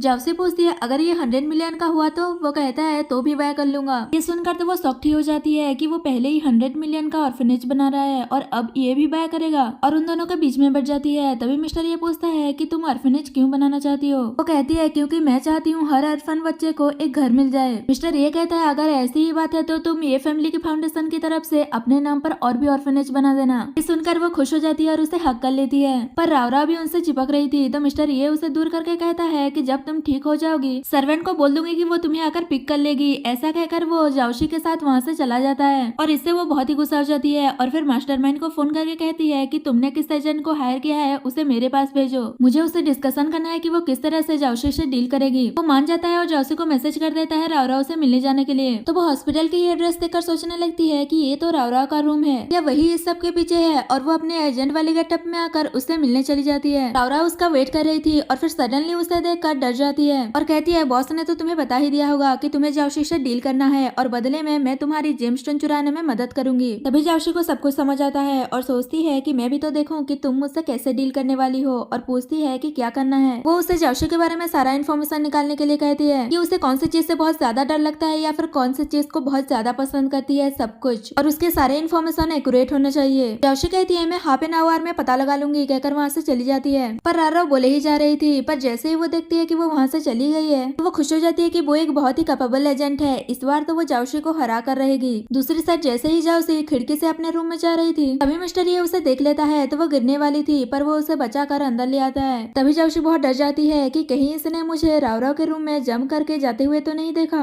इस बार मैं इसे कैसे एक्सप्लेन करूंगी। पर मिस्टर ये को तो लग रहा था कि वो सुसाइड कर रही थी और डरता है कि तुम ऐसा क्यों कर रही थी, अगर तुम्हारी कोई विश है तो बताओ, मैं उसे फुलफिल करने की कोशिश करूंगा। तो वो शॉक्ड हो जाती है कि क्या सुसाइड। वो कहता है और नहीं तो क्या, अगर मैं अभी तुम्हें नहीं बचाता तो तुम अब तक मर चुकी होती, बताओ तुम ऐसा क्यों कर रही थी। तो वो कहने लगती है कि मुझे लगा कि सब लोग मुझे मॉन्स्टर समझेंगे, कि कभी कभी मैं इनविजिबल हो जाती हूँ इसलिए ऐसा किया, पर दोबारा ऐसा नहीं करूंगी। मिस्टर ये कहता है अगर तुम्हें किसी ने मॉन्स्टर कहा तो वो मेरा एनिमी हो जाएगा, और अगर तुमने दोबारा ऐसा कुछ करने की कोशिश की तो मैं डोनेशन जो दे रहा हूँ ऑर्फनेज में वो बंद कर दूंगा। वो कहती है कि वो दोबारा ऐसा कुछ नहीं करेगी और उसे हक करते हुए कहती है तुम बहुत अच्छे हो, और सोचती है मैं तुम्हारे लिए जरूर मास्टरमाइंड के बारे में पता लगा कर रहूंगी। दूसरी साइड रावराव के पास जाओशी एजेंट बनकर अपना इन्फॉर्मेशन भेज दिया था जिसमें ये था कि वो डॉग से बहुत ज्यादा डरती है और उसे खाने में डॉगबॉट्स बहुत पसंद है, और ये जानकर वो शॉक्ड हो जाती है। नेक्स्ट डे वो ये इन्फॉर्मेशन सही है या गलत है टेस्ट करने के लिए जाओशी के सामने डॉग छोड़ देती है तो वो डरने की एक्टिंग करते हुए मिस्टर ये पर चढ़ जाती है। तभी रावराव को लगता है कि इन्फॉर्मेशन सही है और वो कहती है ये तो कितना क्यूट डॉग है, तुम इससे क्यों डर रही हो। और फिर मिस्टर ये से कहती है कि ये तो तुम्हारी बचपन के डॉग की तरह दिख रहा है, क्या मैं इसे रख सकती हूँ। जाओशी कहती है बचपन में डॉग ने मुझे बाइट कर लिया था इसलिए मुझे डॉग से बहुत डर लगता है, अगर तुम्हें डॉग पसंद है तो मैं भी उन्हें लाइक करने की कोशिश करूंगी। पर वो मना कर देता है कि अगर तुम्हें डॉग पसंद नहीं है तो ट्राई करने की जरूरत नहीं है, कहकर उसे वहाँ से ले जाता है। उसके बाद रावराव ने जाओशी के लिए डॉग बॉट्स का अरेंज किया था तो जाओशी उसे खाने लगती है। तभी वहाँ पर मिस्टर ये और रावराव हो जाते हैं तो रावराव डिस्कस्टिंग फील करते हुए कहती है कि तुम ऐसा खाना खाती हो, और वो सोच रही थी कि ये इन्फॉर्मेशन भी सही है और उसे लगता है कि मिस्टर ये को अगर ये पता चलेगा कि वो ऐसा खाना खाती है तो वो उसे हेट करने लगेगा। जाओशी उसे कहती है क्या तुम ट्राई करोगी, पर वो मना कर देती है कि ये बहुत स्मेली है। तो वो कहती है नहीं तो ये स्मेली नहीं है, ये बहुत सॉफ्ट है, और वो मिस्टर ये से कहती है क्या तुम ट्राई करोगे, और फिर कहती है तुम ऐसा खाना क्यों खाओगे, तुम तो बहुत रिच हो ना, चलो मैं अपने खाने को लेकर चलती हूँ, मुझे तुम्हारे घर को बदबूदार नहीं बनाना। ऐसा कहकर जा रही थी पर मिस्टर ये रोकता है और कहता है क्या कहा तुमने, फिर से कहना। तो फिर से कहती है कि मुझे तुम्हारे घर का भी नाम ऐड कर दो। तभी रावरा कहती है ये आप कैसे कर सकते हो, ये घर ओल्ड मिसेस ये ने आपके लिए छोड़ कर गए हैं। मिस्टर ये कहता है क्या मुझे तुम्हारी परमिशन की जरूरत है अपनी वाइफ का नाम प्रॉपर्टी में ऐड करने के लिए। तो वो गुस्सा करते हुए वहाँ से चली जाती है और जाओशी भी सोचने लगती है कि तुम मेरे लिए इतना कुछ क्यों कर रहे हो। नेक्स्ट सीन में रावरा बहुत गुस्सा कर रही थी कि वो जाओशी ब्रदर को फूल बनाकर ये घर भी ले लिया, इस बार मैं उसे छोड़ूंगी नहीं, अगर वो मर जाएगी तो कोई प्रॉब्लम होगी ही नहीं। ऐसा सोचकर वो स्पेशल एजेंट को ये फैमिली में मिलने के लिए बुलाती है। जब ये मैसेज जाओसी को मिलता है तो वो सोचती है मैं भी तो देखूं कि इस बार वो क्या प्लान कर रही है, और वो उसे मिलने चली जाती है। तो रारो उसे जाओसी को मारने के लिए कहती है, पर वो मना करते हुए जा रही थी कि मेरा काम जेमस्टोन को चुराना है, किसी को मारना नहीं। वो उसे रोकते हुए कहती है कि तुम्हें किसी को मारने की जरूरत नहीं है, तुम बस ऑर्फनेज के बच्चों को किडनैप कर लो, और जाओसी को बोलना कि वो उन्हें बचाने के लिए जेमस्टोन लेकर आए, तो वो वैसे भी मर जाएगी और तुम्हें तुम्हारा जेमस्टोन मिल जाएगा। ये सुनकर जाओसी मन ही मन उस पर गुस्सा कर रही थी और फिर सोचती है कि वो इस प्लान का यूज करके मास्टरमाइंड तक पहुंच सकती है, और कहती है प्लान तो अच्छा है, पर अगर जाओसी फेक जेमस्टोन लेकर आई तो। रारो कहती है उसकी चिंता करने की जरूरत नहीं है, बॉस वहाँ पर होंगे उसका जांच करने के लिए। तभी वहाँ पर मिस्टर ये आने लगता है, तो रारो जल्दी से जाओसी को छुपा देती है और फिर मिस्टर ये से पूछती है कि बताओ तुम यहाँ क्यों आए हो। असल में मिस्टर ये की मॉम को 20 साल पहले उसी के ही ब्रदर ने जेमस्टोन के लिए मारा था, यानी मिस्टर ये की अंकल ने, और वो कंट्री वापस आ गया है, और उसे ये भी पता चल गया है कि रारो उसे मिली थी, और वो अपने सर्वेंट से कहकर दोनों पर नजर रखने के लिए कहता है। इसलिए वो उससे मिलने आता है और कहता है तुम मेरी सिस्टर हो, इसलिए तुम्हें अगर कोई भी बुली करेगा तो आकर मुझे बताना, मैं उससे डील करूंगा। रारो कहती है अगर वो जाओसी हुई तो। वो कहता है वो कभी तुम्हारे अगेंस्ट नहीं गई, और उसे रेस्ट करने के लिए कहकर वहाँ से चला जाता है। तो वो गुस्सा करने लगती है कि जब जाओसी मरेगी तभी ब्रदर मेरे हो सकते हैं। दूसरी साइड जाओसी को समझ नहीं आ रहा था कि वो अपनी इनविजिबिलिटी को कैसे कंट्रोल करे। तभी वहाँ पर मिस्टर ये आता है और उसे कहता है कि अगर रारो तुम्हारे लिए ट्रबल क्रिएट करेगी तो मुझे बताना। तो जाओसी कहती है वो थोड़ा प्रिंसेस टेम्पर की है, पर बैड पर्सन नहीं है, वो कुछ नहीं करेगी। मिस्टर ये कहता है चाहे तुम्हें कोई भी बुली करे तुरंत आकर मुझे बताना। उसकी ऐसी बातें सुनकर जाओसी पूछती है क्या हुआ है, तुम आज ऐसे क्यों बात कर रहे हो, पर वो कुछ नहीं बताता और कहता है अब तुम मेरी वाइफ हो तो ये फैमिली तुम्हें प्रोटेक्ट करेगी, और फिर उसे भी रेस्ट करने के लिए कहकर वहाँ से चला जाता है। जाओसी सोचती है जब तुम्हें मेरी ट्रू आइडेंटिटी के बारे में पता चलेगा तो तुम ऐसा कुछ नहीं कहोगे, कहकर वो सैड हो रही थी। नेक्स्ट डे सर्वेंट पता लगा कर आकर बताती है कि अंकल ने किसी को मैसेज किया है ऑर्फनेज के बच्चों को किडनैप करने के लिए, और उनके बदले यंग मैडम से जेमस्टोन को एक्सचेंज करने के लिए कहा है। ये सुनते ही वो बच्चों को बचाने के लिए जा रहा था, पर वो रोकते हुए कहती है कि अगर आप ऐसे ही चले गए तो उन्हें पता चल जाएगा कि आपकी वाइफ आपकी वीकनेस है, पर वो कहता है कि वो मेरी वाइफ को यूज करके मुझे थ्रेटन कर रहा है, कहकर उसे बचाने चला जाता है, और सर्वेंट बस उसे रोकती रह जाती है कि वो बहुत डेंजरियस है। नेक्स्ट सीन में वो जेमस्टोन लेकर उन लोगों के पास पहुंच गया था और वो बच्चों को छोड़ने के लिए कहता है। वहाँ पर जाओसी भी इनविजिबल होकर होती है और उसे उनकी बातों से पता चलता है कि मिस्टर ये की मॉम जेमस्टोन को प्रोटेक्ट करते हुए वो मर गई थी,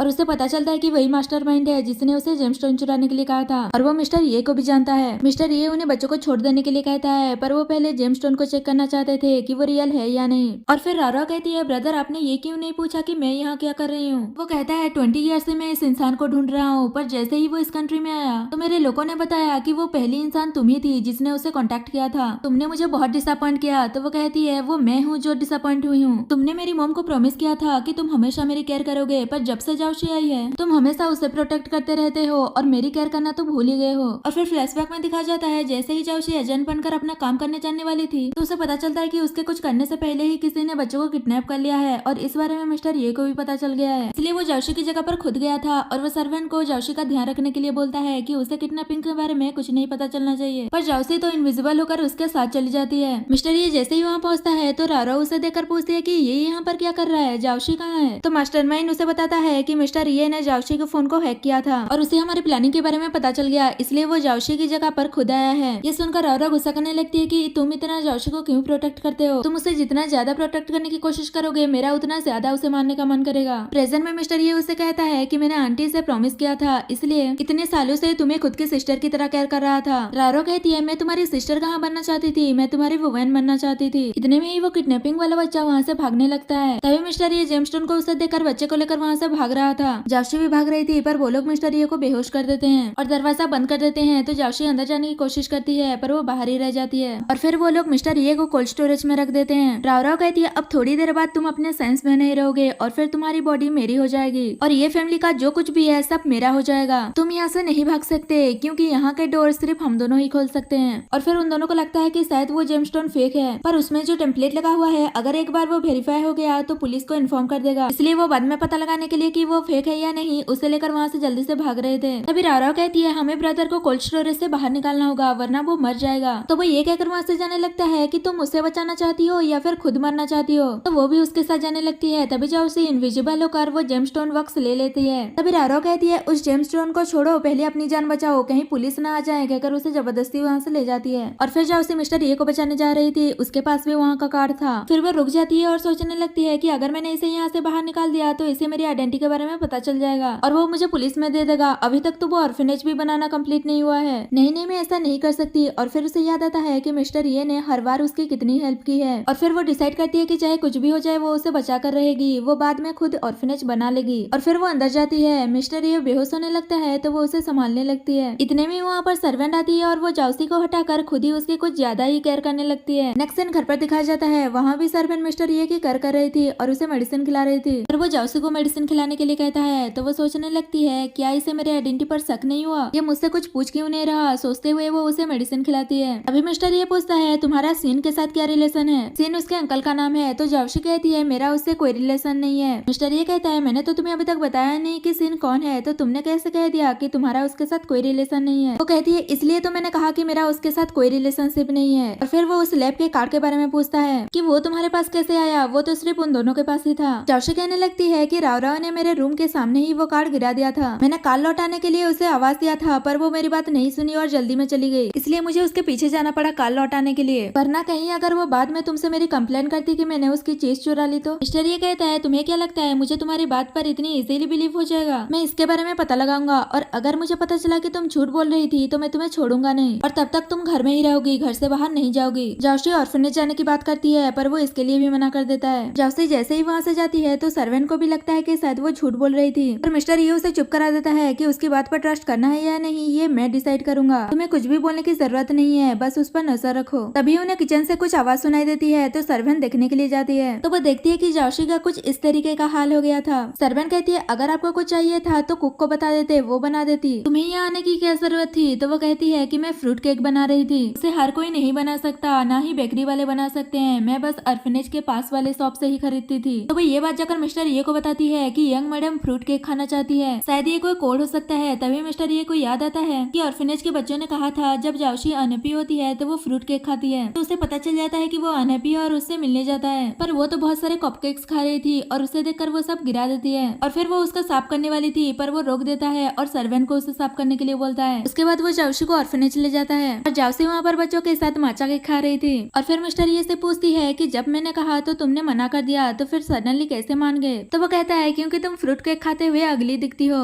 वो पूछती है तो अब बताओ मैं कैसी दिख रही हूँ। मिस्टर ये कहता है अब तुम थोड़ी कम अगली दिख रही हो और फिर दोनों मस्ती करने लगते हैं। तो जाउसी सोचने लगती है कि ट्रस्ट करो मैं तुम्हें हार्म नहीं करना चाहती। ये सब सर्वेंट देख रही थी और सोचती है कि यंग मिस्टर सभी भी सस्पेक्टेड है, उन पर ट्रस्ट करना डेंजरियस हो सकता है, अगर आप अपने बारे में नहीं सोचेंगे तो मुझे आपके बारे में सोचना होगा। और फिर वो कुछ प्लान करती है। नेक्स्ट सीन में जाउसी मिस्टर ये को आज के लिए थैंक यू कह रही थी और कहती है मैं कुछ दिनों के लिए घर से बाहर नहीं जाऊंगी। तभी मिस्टर ये को काम के सिलसिले में फोन आता है तो वो जाउसी को वही उतरने के लिए कहता है और कहता है मैं ड्राइवर भेज दूंगा पिकअप करने के लिए, तो वो मान जाती है। थोड़ी देर बाद ड्राइवर उसे पिक करने आता है पर गाड़ी में सर्वेंट भी होती है और वो जाउसी को बेहोश कर देती है और माफी मांगते हुए कहती है कि मुझे यंग मास्टर की सेफ्टी के लिए ये सब करना ही होगा। और सीन यही कट होता है। नेक्स्ट सीन में उसने जाउसी को एक डार्क रूम में बंद कर दिया था क्योंकि उसने पता लगाया था कि जाउसी को क्लस्ट्रोफोबिया है और उसे स्नैक से बहुत डर लगता है। उसने ये सब इसलिए किया था क्योंकि अगर जाउसी मुसीबत में हुई तो वो हेल्प के लिए सीन को जरूर कांटेक्ट करेगी और ऐसे में उसकी ट्रू आइडेंटिटी रिवील हो जाएगी। और फिर अपना वॉइस चेंज करके मिस्टर ये की वॉइस में कहती है तुम अपना ट्रू आइडेंटिटी रिवील कर दो तभी तुम इस रूम से बाहर आ सकती हो। पर वो चिल्ला रही थी कि पहले मुझे यहाँ से बाहर निकालो। तभी सर्वेंट को मिस्टर ये का फोन आता है तो वो अपने बंदे को ये कहकर वहाँ से चली जाती है कि अगर जाउसी ने अपना ट्रू आइडेंटिटी रिवील नहीं किया तो उस रूम में स्नैक छोड़ देना। दूसरी साइड मिस्टर ये को भी पता चल गया था कि जाउसी नहीं मिल रही है, शायद उसे किसी ने किडनैप कर लिया है कहकर वो अपने आप को भी हट कर देता है। सर्वेंट उसकी केयर कर रही थी पर वो लोगों को भेजकर पूरे सिटी में जाउसी को ढूंढने के लिए कहता है और अगर वो नहीं मिली तो तुम भी उसके साथ मरोगी। सर्वेंट पूछती है अगर वो सीन के साथ भाग गई होगी तो वो कहता है तो सीन को मार डालो और उसे वापस लेकर आओ मेरे पास। दूसरी साइड जाउसी कुछ नहीं बोल रही थी तो उसके रूम में स्नैक छोड़ देते हैं। वो डर रही थी और कहती है तुम्हें क्या लगता है ऐसे में मैं सीन को कांटेक्ट करूंगी तो तुम गलत हो, मैं ऑर्फनेज के बच्चों को हार्म नहीं कर सकती, मैं एक्सपोज नहीं हो सकती। दूसरी साइड मिस्टर ये बहुत देर से बिना रेस्ट किए हुए हर जगह उसे ढूंढ रहा था तो सर्वेंट उसे थोड़ा रेस्ट करने के लिए कह रही थी पर वो उसकी बात नहीं सुन रहा था और फिर उसे सर्वेंट पर थोड़ा डाउट होने लगता है और उसे पूछता है कि तुम कब से ये फैमिली में काम कर रही हो। वो बताती है कि 24 ईयर्स से। मिस्टर ये कहता है तो तुम्हें तो पता ही हुआ कि ये फैमिली से बिट्रे करने का क्या नतीजा होता है। सर्वेंट पूछती है आपके कहने का मतलब क्या है। वो कहता है तुम्ही ने ये सब कुछ किया है ना, पहले तुमने किसी से कहलवा कर मुझ तक ये न्यूज पहुंचाई कि सीन पकड़ा गया और पीछे से तुमने जाउसी को किडनैप करवा लिया। तो वो माफी मांगने लगती है कि मुझसे गलती हो गई पर वो पूछता है कि तुमने जाउसी को कहाँ रखा है। वही जाउसी को स्नैक ने बहुत जगह पर बाइट कर लिया था। तभी वहाँ पर मिस्टर ये आता है और फिर उसे हॉस्पिटल लेकर जाता है तो डॉक्टर बताती है कि स्नैक ने बहुत जगह बाइट कर लिया है पर वो जहरीला नहीं था, इसलिए चिंता की कोई बात नहीं है, पर उसके सारे स्कार्स नहीं जाएंगे, कुछ रह जाएंगे। तो मिस्टर ये स्कार्स के ट्रीटमेंट करने के लिए एब्रॉड से डॉक्टर बुलाने के लिए कहता है। तभी जाओशी होश में आती है और वो उससे डर रही थी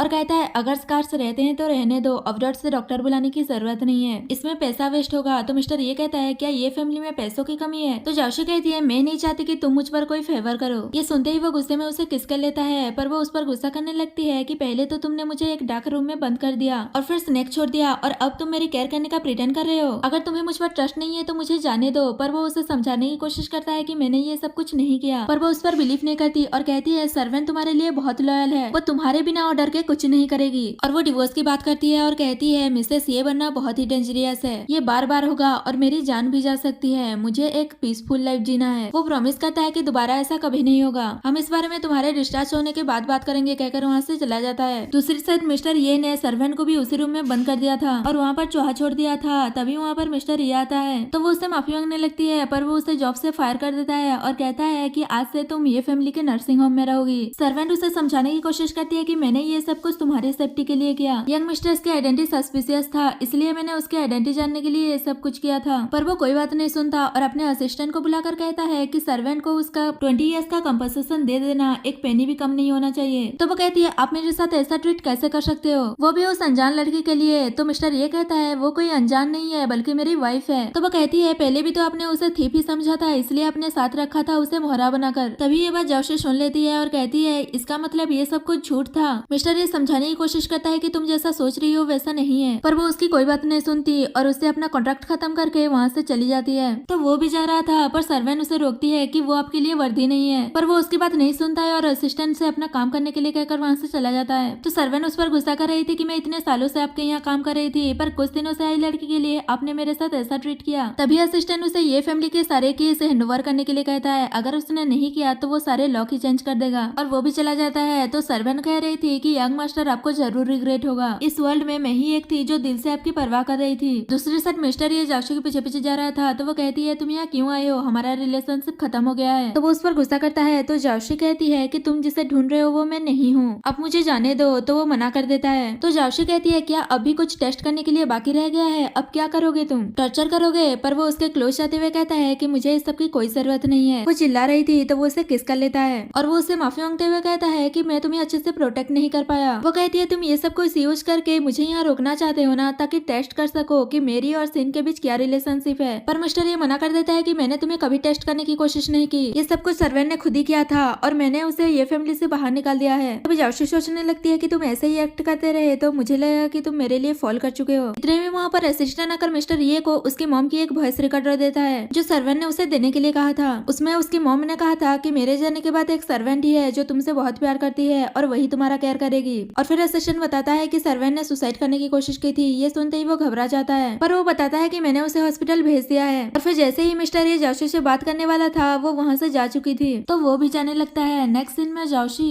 ये फैमिली के बाहर खड़ी थी और कहती है मिस्टर ये मैंने तुमसे झूठ नहीं बोला था, मैं सीन का पर्सन नहीं हूँ, पर ऑर्फनेज बनाने के बदले मैं जरूर सीन को ढूंढूंगी और तुम्हें हैंडओवर कर दूंगी कहकर वहाँ से चली जाती है। दूसरी साइड रारा गुस्सा कर रही थी कि मैं ऐसे छुपते छुपते थक गई हूँ, कब तुम्हें ये फैमिली मिलेगा, तुम्हारा एजेंट तुम्हारा काम करेगा भी या नहीं। सीन कहता है मैं 20 सालों से ये सब कर रहा हूँ, तुम तो बस कुछ ही दिन पहले ही आई हो। तभी उसे पता चलता है कि उसने जिस स्पेशल एजेंट को हायर किया था वो कोई और नहीं बल्कि जाओशी है। ये जानकर रारो शॉक्ड हो जाती है और कहती है इसलिए जब मैंने उसे ये फैमिली में मिलने के लिए कहा था तो वहाँ इतनी टाइट सिक्योरिटी होने के बावजूद भी इतनी इजीली आ गई थी। उसने साइलेंटली सब कुछ अच्छे से मैनेज किया और वो खुश होकर जाते हुए कहती है कि अब मैं ब्रदर को बताऊंगी। पर सीन रुकता है और कहता है क्या प्रूफ है तुम्हारे पास, क्या वो तुम्हारी बात पर बिलीव करेगा। तो वो रुक जाती है और पूछती है कि अब हम क्या करेंगे। तो वो एक प्लान बताता है जो कि हमें अभी बताया नहीं गया। जाओशी को नेक्स्ट मिशन ये मिलता है कि वो ये फैमिली के हाउसकीपर को उनके पास लेकर आए। तो जाओशी सोचने लगती है अगर मैं सर्वेंट को उनके पास लेकर गई तो मैं सिन को ढूंढ लूंगी। नेक्स्ट सीन में सर्वेंट की सर्जरी सक्सेसफुली हो गई थी और वो कुछ ही महीनों में पूरी तरह से रिकवर हो जाएगी। तभी सर्वेंट कहती है आपको मुझे बचाने की क्या जरूरत थी, ये फैमिली को छोड़ के जाने से अच्छा है कि मैं मर ही जाती। वो कहता है मैं नहीं चाहता था कि तुम ये फैमिली में मरो और पूछता है कि तुम्हें ये रिकॉर्डर कहाँ से मिला। तो वो बताती है कि जब मैडम को सीन के प्लानिंग के बारे में अंदाजा हो गया था तो उन्होंने मुझे पहले ही दे दिया था क्योंकि उन्हें पता था कि शायद कुछ होने वाला है। मिस्टर ये कहता है मेरी मॉम की जो भी चीजें तुम्हारे पास है वो सब मुझे वापस कर देना, तुम उसे डिजर्व नहीं करती। तो वो कहती है मैडम ने वो सब कुछ मेरे लिए छोड़ कर गए हैं। मिस्टर ये कहता है तुम मेरी मॉम को याद करने के लिए डिजर्व ही नहीं करती। सर्वेंट कहती है तुम मेरे साथ ऐसा कैसे कर सकते हो, मैंने तुम्हें खुद की ब्रदर की तरह ट्रीट किया था। तो वो गुस्सा करते हुए कहता है कि तुम बस ये फैमिली की एक नैनी हो। तो वो कहती है इतने सालों से मैं बस तुम्हारी नजरों में एक नैनी ही हूँ। जाओसी को मैंने तुम्हारे अच्छे के लिए टेस्ट किया था। तो वो गुस्सा करते हुए कहता है कि तुम तो ऐसे बात कर रही हो जैसे कि तुम ये फैमिली की मास्टर हो। उनकी ये सारी बातें बाहर से जाओसी सुन रही थी और सोचती है सर्वेंट की जैसी कंडीशन है, ऐसे में उसे किडनैप नहीं कर सकती, मुझे कुछ और सोचना होगा, कहकर वहाँ से चली जाती है। मिस्टर ये असिस्टेंट को बुलाकर कहता है कि सर्वेंट की सारी प्रॉपर्टी चेक करो, अगर उसमें कुछ इशू हो तो उस पर केस कर देना, और वो उस पर नजर रखने के लिए कहता है कि कहीं वो भाग ना जाए, कहकर वहाँ से चला जाता है। दूसरी साइड जाओसी ऑर्फनेज में होती है और वो डायरेक्टर से बात कर रही थी कि सर्वेंट को बिना किडनैप किए हम सिन को कैसे बाहर निकालेंगे। तो वो आइडिया देता है कि क्यों ना तुम मिस्टर ये से इस बारे में बात करो और तुम दोनों साथ में कोई रास्ता ढूंढो। तो वो बताती है कि अब हमारे बीच कुछ नहीं है, मैं सिन को इसलिए ढूंढ रही हूँ ताकि उसके फेवर के बदले में उसे रिपे कर सकूं। तभी वहाँ पर मिस्टर ये आने लगता है तो वो डायरेक्टर को उसके बारे में बताने से मना करके इनविजिबल हो जाती है। तभी वहाँ पर मिस्टर ये आकर उससे जाओशी के बारे में पूछता है तो मना कर देता है कि वो यहाँ नहीं है। वो फिर से पूछता है क्या तुमने जाओशी को नहीं देखा। डायरेक्टर मना कर देता है कि उसने नहीं देखा। तो मिस्टर ये वहाँ से चला जाता है। जाओसी रिलैक्स होती है कि मैं पकड़ी नहीं गई और सोच रही थी कि अब मैं क्या करूँ। दूसरी साइड सर्वेंट किसी से बात कर रही थी और कहती है अगर जाओसी को पता चला कि मेरा किडनैप हो गया है तो वो मिस्टर ये को खुश करने के लिए मुझे जरूर बचाने आएगी, और तब तो मिस्टर ये को फोन करके बताना कि तुमने जाओशी को किडनैप कर लिया है, तो वो डेफिनेटली उसे बचाने आएगा। और सोचती है मैं भी देखना चाहती हूँ कि जब तुम्हें उस लड़की की सारी सच्चाई के बारे में पता चल जाएगा क्या तब भी तुम उसे प्रोटेक्ट करोगे। वही असिस्टेंट आकर मिस्टर ये को बताता है कि मैंने हर जगह यंग मिस्ट्रेस को ढूंढ लिया पर वो कहीं नहीं मिल रही, लगता है कि वो जानबूझकर आपको अवॉइड कर रही है। तो वो कहता है ऑर्फनेज की जो कंस्ट्रक्शन हो रही है वहाँ की वर्कर को एक दिन की छुट्टी दे दो और ये न्यूज फैला दो कि कंस्ट्रक्शन में कुछ इशू हो गया। ये न्यूज जाने के बाद वो जरूर बाहर आएगी। और ऐसा ही होता है, जब जाओशी को इस बारे में पता चलता है तो वो उससे मिलने जा रही थी, तभी उसके सामने ही कुछ लोग सर्वेंट को किडनैप करके ले जाते हैं। ये देखकर वो सोचने लगती है लगता है कि मैंने कुछ नहीं किया इसलिए सन ने खुद ही ये सब कुछ कर लिया, और वो उसे बचाने के लिए उसके पीछे जाने लगती है और उनके अड्डे तक भी पहुंच जाती है। वही मिस्टर ये सोच रहा था कि 2 घंटे हो गए हैं अभी तक जाओशी ने मुझसे कॉन्टेक्ट क्यों नहीं किया। तभी उसे पता चलता है कि सर्वेंट ने जाओशी को किडनैप कर लिया और वो उसे बचाने के लिए जाता है। असिस्टेंट कहता है सर्वेंट तो हॉस्पिटल में थी, वो कैसे किडनैप कर सकती है, लगता है कि ये कोई ट्रैप है। तो वो कहता है मुझे पता है कि ये ट्रैप है पर मैं इसके लिए जाओशी को डेंजर में नहीं डाल सकता, कहकर वो बिल्डिंग के अंदर चले जाते हैं। बिल्डिंग के अंदर जाओशी सर्वेंट को ढूंढ रही थी, तभी उसे एक रूम से आवाज आता है तो वो अंदर जाती है और वहाँ पर ये सर्वेंट को रखा गया था। तो जाओशी उससे जाकर बचाती है। सर्वेंट उसे छूट मूट का थैंक यू कहती है उसे बचाने के लिए। वो कहती है थैंक यू बाद में कहना, पहले हम यहाँ से निकल जाएं, कहकर उसे लेकर वहाँ से चली जाती है। थोड़ी दूर जाने के बाद वहाँ पर बहुत सारे लोग होते हैं तो जाओशी उन्हें एक ID कार्ड दिखाती है तो वो लोग उन्हें जाने देते हैं। और फिर वो सोच रही थी कि ये कार्ड तो उसके बहुत काम आया। तभी वहाँ पर मिस्टर ये आता है तो जाओशी घबराने लगती है। तभी सर्वेंट कहती है यंग मास्टर आपने देखा यही सीन की पर्सन है, इसके पास सीन का ID कार्ड भी है, मैंने आपसे पहले ही कहा था इस वर्ल्ड में सिर्फ मैं ही हूँ जो दिल से आपके अच्छे के बारे में सोचती हूँ। जाओशी शॉक्ड होकर कहती है इसका मतलब ये सब तुम्हारा प्लान था, तुमने खुद की ही किडनैपिंग प्लान की ताकि मैं तुम्हें बचाने आऊँ, ताकि तुम मिस्टर ये को बुलाकर मेरी आइडेंटिटी एक्सपोज कर सको। मिस्टर ये पूछता है क्या ये सब सच है, तो वो एडमिट कर लेती है कि हाँ ये सब कुछ मैंने किया है, पर मैंने ये सब तब किया जब मुझे पता चला कि जाओशी सिन के साथ मिलकर मेरी किडनैपिंग करने वाली है। उसके बाद मैंने ये सब कुछ किया ताकि उसे एक्सपोज कर सकूं कि वो सिन के साथ मिली हुई है। मिस्टर ये कहता है पहले तो तुमने कहा कि तुमने खुद की ही किडनैपिंग प्लानिंग की थी ताकि तुम जाओशी को एक्सपोज कर सको, और अब कह रही हो जब तुम्हें पता चला कि जाओशी सिन के साथ मिलकर तुम्हारी किडनैपिंग करने वाली है तब तुमने ये सब किया। इन दोनों में से सच किया है? तो वो कहती है मेरा बिलीव करो, मैंने जो कुछ भी कहा वो सच है। पर वो कहता है अगर जाओशी सिन के साथ मिली होती तो वो अपनी आइडेंटिटी एक्सपोज होने का रिस्क लेकर तुम्हें बचाने क्यों आती। सर्वेंट कहती है उसके पास ID कार्ड है जो सिर्फ सैन के लोगों के पास ही होता है, पर वो उसकी बात नहीं सुनता और चिल्लाकर कहता है कि आज से तुम ये फैमिली में नहीं आओगी। और वो जाओशी को लेकर जा रहा था पर वहाँ के गार्ड्स उन्हें घेर लेते हैं। इतने में असिस्टेंट अपने बॉडीगार्ड्स के साथ आ जाता है और उन्हें संभाल लेता है। तो मिस्टर ये जाओशी को लेकर वहाँ से चला जाता है। सबके जाने के बाद रारो सिन के साथ आती है तो वो पूछती है कि तुम यहाँ क्या कर रही हो, पर वो तो उस पर गुस्सा थी और उसे थप्पड़ मार देती है और वो उसे मारने लगती है क्योंकि उसे लग रहा था कि वो मिस्टर ये को पटाना चाहती थी और खुद मिसेस ये बनना चाहती थी, पर सिन उसे रोकता है। तो वो उस पर गुस्सा करने लगती है कि आपने मुझे रोका क्यों, इतने सालों से ब्रदर मुझसे मैरिज करने से मना कर रहे थे, हो सकता है कि पीछे से यही कुछ करती होगी। सिन कहता है सर्वेंट एक्सपोज हो चुकी है, हमने एक अपना ड्रम कार्ड खो दिया है। तो वो कहती है आपने कहा था कि जाओशी आपकी हायर की हुई एजेंट है, उसके आइडेंटिटी के बारे में पता लगाने के लिए आपने अपने बंदों को भी भेजा था, पर आपको पता चला कि वो आपकी एजेंट है ही नहीं। ये सब कुछ क्या हो रहा है। दूसरी साइड जाओशी मिस्टर ये को सबको सच बता देती है कि वो एक स्पेशल एजेंट है, उसने सही गेस किया था, वही जेमस्टोन को चुराने आई थी, पर वो सिन का पर्सन नहीं है। मुझे तो ये भी नहीं पता था कि तुम्हारी मॉम जेमस्टोन को प्रोटेक्ट करते हुए अपनी जान गंवा दी थी। अब मैं जेमस्टोन को नहीं चुराऊंगी। तो वो कहता है अब तुम जेमस्टोन को नहीं चुराओगी क्योंकि मैं तुम्हारी ऑर्फनेज बनाने में हेल्प कर रहा हूँ और अब तुम्हें पैसों की जरूरत नहीं है और ये सब कुछ मेरी वजह से नहीं कर रही हो। तो वो कुछ कह नहीं पा रही होती है तो मिस्टर मिस्टर ये गुस्से में उसे पूछता है। वो मान जाती है तो वो उसे हार्टलेस कहता है और फिर जब उसे जाने लगती है तो वो उसे रोकता है और सच बता देता है कि उसे पहले से ही पता था कि वो एक थीप है और वो यहाँ पर जेमस्टोन चुराने आई है। वो शॉक्ड होकर पूछती है, अगर तुम्हें स्टार्टिंग से ही सब कुछ पता था तो तुमने मुझे अपने साथ क्यों रखा? क्या तुम्हें डर नहीं था कि मैं तुम्हें फ्रेम कर सकती हूँ? मिस्टर ये कहता है, तुम नहीं कर सकती। जो दूसरों को बिना हर्ट किए एक ऑर्फनेज बनाना चाहती है वो किसी को हर्ट नहीं कर सकती। तो वो उसे थैंक यू कहती है उस पर बिलीव करने के लिए। वो कहता है बस इतना है। तो जाओशी कहती है मेरे पास पैसे नहीं है और कहती है क्या तुम्हें मेरी हेल्प चाहिए कुछ चुराने में? पर वो मना करते हुए कहता है कि अब तुम मेरी वाइफ हो तो ऐसा कुछ मत करना।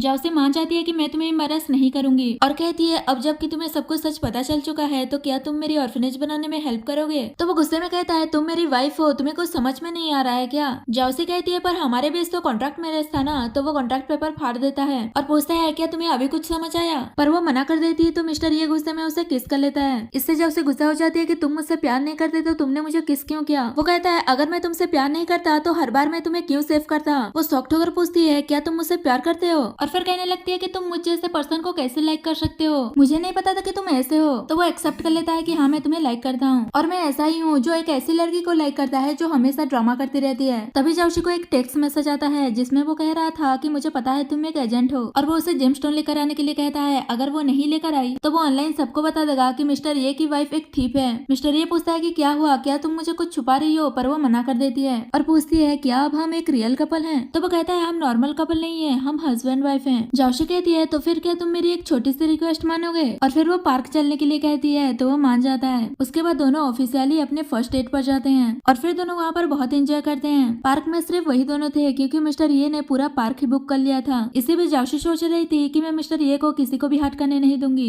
और फिर जाओशी उसे किस करने के बहाने उसे बेहोश कर देती है और उसके साथ असिस्टेंट भी मिला हुआ था। तो वो उसे मिस्टर ये को संभालने के लिए कहती है और कहती है अगर मैं वापस नहीं आई तो मिस्टर ये को बोलना कि मैं उसे बहुत प्यार करती हूँ, कहकर वहाँ से चली जाती है। दूसरी साइड सीन और राव जाओशी के आने का वेट कर रहे थे क्योंकि उन्होंने ही उसे मैसेज किया था। राव को डाउट था कि वो आएगी भी कि नहीं। तो सीन कहता है अगर जाओशी एक सर्वेंट के लिए अपनी आइडेंटिटी एक्सपोज कर सकती है तो वो मिस्टर ये के लिए जरूर यहाँ आएगी। और फिर थोड़ी देर बाद जाओशी सच में वहाँ आती है, वो भी जेमस्टोन लेकर। तो रावरा कहती है इसका मतलब तुम्ही ने जेमस्टोन को चुराया है, मैं अभी जाकर ब्रदर को बताती हूँ। जाओशी कहती है तो ठीक है जाकर बताओ, उसके बाद वो तुम सबको अरेस्ट करवा देगा। सिन उन दोनों को चुप कराता है और राव को जेमस्टोन को चेक करने के लिए कहता है पर जाओशी सिन को खुद चेक करने के लिए कहता है और उसके मन में ये डाउट डाल देती है कि अगर राव को अपॉर्चुनिटी मिलेगा तो वो वापस मिस्टर ये के साथ हो जाएगी। सिन को भी ये सही लगता है और वो खुद चेक करने के लिए जाता है पर उसमें एक नाइफ होता है और जाओशी उस पर अटैक कर देती है। राव सिन को बचाने के लिए उसे हिट करने वाली थी पर तभी सर्वेंट आकर उसे रोक देती है तो वो उसे ही मारने लगती है। तभी जाओशी का माइंड डाइवर्ट हो जाता है तो सिन वहाँ से भाग रहा था पर तभी वहाँ पर मिस्टर ये आ जाता है और उसे पकड़ लेता है। तभी जाओशी उसे देखकर पूछती है कि तुम यहाँ क्या कर रहे हो? रारो उससे माफी मांगते हुए कहती है कि मैं गलत थी, इस वर्ल्ड में सिर्फ आप ही हो जो यंग मास्टर को बहुत प्यार करती हो। ऐसा कहकर वो बेहोश हो जाती है। असिस्टेंट चेक करके कहता है कि वो बेहोश हो गई है, थोड़ी देर बाद ठीक हो जाएगी। तभी मिस्टर ये कहता है अब तुम खुद के बारे में सोचो, तुमने मुझसे फिर झूठ बोला, अब इसे कैसे एक्सप्लेन करोगी? तभी रारो वहाँ से भागने लगती है तो जाओशी ये एक्सक्यूज बनाकर वहाँ से भाग जाती है कि मैं उसे पकड़ती हूँ। तो मिस्टर ये कहता है तुम इस लाइफ में तो मुझसे कभी नहीं भाग सकती, कहकर उसके पीछे जाने लगता है और इसी हैप्पी एंडिंग के साथ हमारा ये ड्रामा खत्म हो जाता है।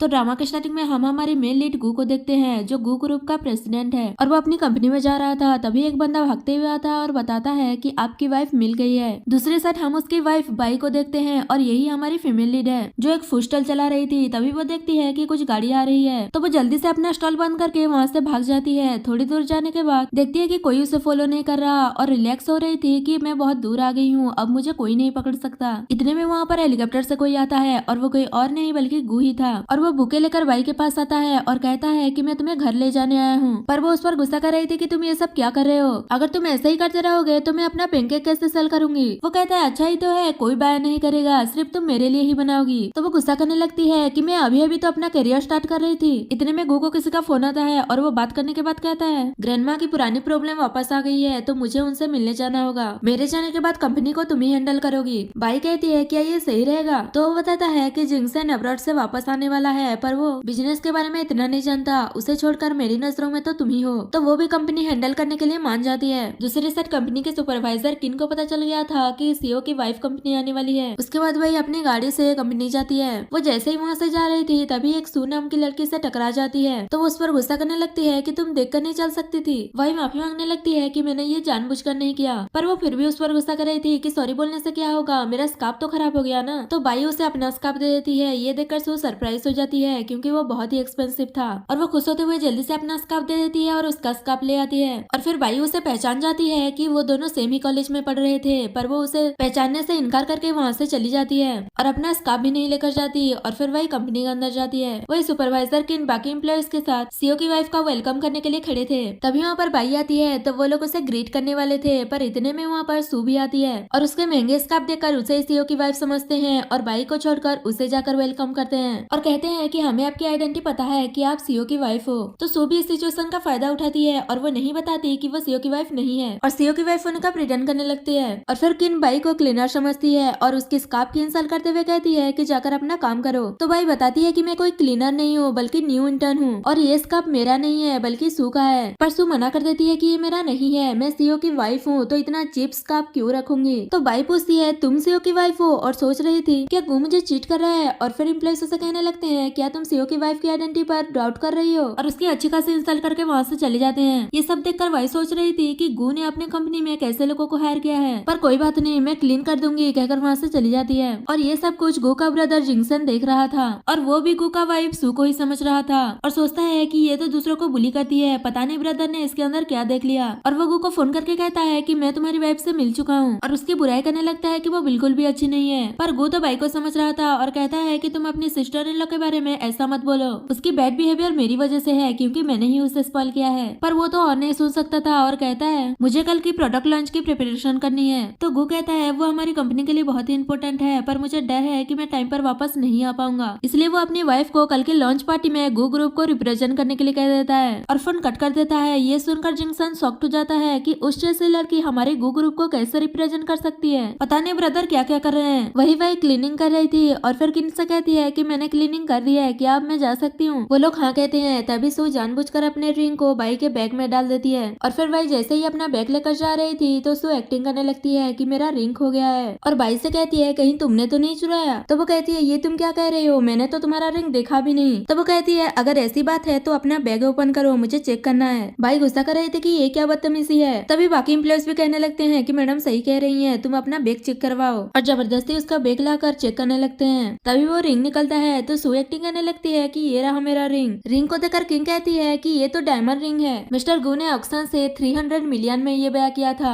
ऐसा बोलकर खुश हो रहे थे तो सू सोचती है कि कौन सा ऑक्शन, ये तो मैंने स्ट्रीट से खरीदा था, वो भी बहुत ही सस्ती है। फिर भी वो प्रिटेंड करती है कि वो जैसा बोल रहे हैं वैसा ही है, पर बाई को तो समझ आ गया था कि वो फेक है और कहती है कि ये तो बहुत ही सस्ती है। तो सब लोग उस पर ही चिल्लाने लगते हैं कि तुम कितने सेमलेस हो, तुम रिंग को चुराने में कामयाब नहीं हो पाई इसलिए क्लेम कर रही हो कि वो फेक है। सीईओ की वाइफ की चीज फेक कैसे हो सकती है, अगर ये रिंग फेक है तो हमें रियल वाली दिखाओ। बाई कहता है हाँ मुझे पता है कि रियल वाला कहाँ है, और वो उन सबको गू के ऑफिस के बाहर लेकर जाती है और कहती है कि रियल वाला गू के ऑफिस में है। और सू से कहती है तुम तो सीईओ की वाइफ हो तो तुम ये डोर अनलॉक कर सकती हो तो करो। तो एम्प्लॉइज भी कहने लगते हैं कि हाँ हाँ डोर ओपन करके दिखा दो और इसे चुप करवा दो, और जबरदस्ती उसे स्कैनर के सामने खड़ा कर देते हैं, पर उससे वो डोर ओपन नहीं होता। तो वाई कहती है कि तुम सीईओ की वाइफ हो ही नहीं। तो सू कहती है कि मैं ये डोर ओपन कैसे कर सकती हूँ, ये लॉक खराब है। बाकी एम्प्लॉइज भी उसकी बातों में आ जाते हैं कि हाँ लॉक खराब ही होगा। तो बाई कहती है तुम लोग अभी भी गिव अप नहीं करोगे ना, तो ठीक है देखो कहकर वो स्कैन करके डोर ओपन कर देती है। ये देखकर सब लोग शॉक्ड हो जाते हैं, यहाँ तक कि सू भी। पर तभी अंदर से जिंगसन बाहर आता है और पूछता है कि तुम सब लोग यहाँ क्या कर रहे हो। उसे देखकर सब लोग गू समझ रहे थे और सू भी डर रही थी कि गू तो बिजनेस ट्रिप पर गया था, इतनी जल्दी कैसे आ गया। पर बाई क्लियर करती है कि ये गू नहीं है। तो वो कहता है कि हाँ मैं गू नहीं हूँ, मैं उसका ब्रदर हूँ। और तभी सू को लगता है कि बाई ने डोर ओपन नहीं किया बल्कि जिंगशन ने अंदर से डोर अनलॉक किया होगा, ये बस एक कोइंसिडेंट है। जिंगशन पूछता है कि तुम सब लोग यहाँ क्या कर रहे हो। तो किन बताने लगती है कि उस लड़की ने सीईओ की वाइफ की रिंग चुराने की कोशिश कर रही थी और जब वो ऐसा नहीं कर पाई तो वो बोल रही है कि इसकी रिंग फेक है। जिंगशन कहता है सीईओ की वाइफ, ये सुनकर सू डर रही थी और वो सोच रहा था कि मेरे ब्रदर का टेस्ट बहुत ही खराब है, और उसे देखकर सू को पता चल जाता है कि उसने सीईओ की वाइफ को नहीं देखा और वो फिर से प्रिटेंड करने लगती है कि वो गू की वाइफ है। तो वो उस पर डाउट करने लगता है कि तुम सच में सीईओ की वाइफ हो या झूठ बोल रही हो। वैसे भी मुझे ऐसा नहीं लगता कि इस लड़की ने तुम्हारी चीज चुराई है, बल्कि मुझे ऐसा लगता है कि तुमने तुमने इससे कुछ चुराया है। तो वो गुस्सा करने लगती है कि हम एक फैमिली है, तो फिर तुम आउटसाइडर का साथ क्यों दे रहे हो। जिंगसन कहता है कौन सी फैमिली, तुम्हारा कोई राइट नहीं है गो फैमिली में घुसने का। ये सब देखकर वही सोच रही थी कि ब्रदर थोड़ा इंटरेस्टिंग तो है। और फिर वो सू को स्पीच की फाइल देते हुए बताता है ब्रदर ने कहा है कि कल की प्रेस कॉन्फ्रेंस में तुम ही गो ग्रुप को रिप्रेजेंट करोगी और वहाँ तुम्हें ये स्पीच देना है। और जाते जाते उसे ये बताता है कि ब्रदर ने डिजाइनर केविन को तुम्हारे लिए कल की कॉन्फ्रेंस में पहनने के लिए एक ड्रेस डिजाइन करवाया है, तो टाइम से जाकर रिसीव कर लेना कहकर वो चला जाता है। ये सुनकर तो सू के साथ साथ सब लोग खुश हो रहे थे और कहते हैं कि वो तो बहुत ही फेमस डिजाइनर है और वहाँ की ड्रेसेस तो बहुत अच्छी होती है, तो क्या तुम हमें भी अपने साथ लेकर जाओगे, हम थोड़ा देख लेंगे। तो वो थोड़ा शो अप करते हुए मान जाती है। ये सब देखकर वाई उसे सबक सिखाने का सोचती है और फिर वो गू को फोन करके पूछती है क्या तुमने डिजाइनर केविन से मेरे लिए एक ड्रेस डिजाइन करवाया था। वो हाँ कहता है। तो वो कहने लगती है कि तुम पहले से उसका पेमेंट मत करना, मैं खुद करूंगी। वो पूछता भी है कि ऐसा क्यों, पर वो कुछ नहीं बताती। नेक्स्ट सीन में सब लोग डिजाइनर केविन के शोरूम में जाते हैं और वहाँ पर बहुत सारे डिजाइनर ड्रेसेस देखकर सब लोग खुश हो रहे थे कि ये तो मिलियंस में होगा। और सू भी शो अप करने में लगी थी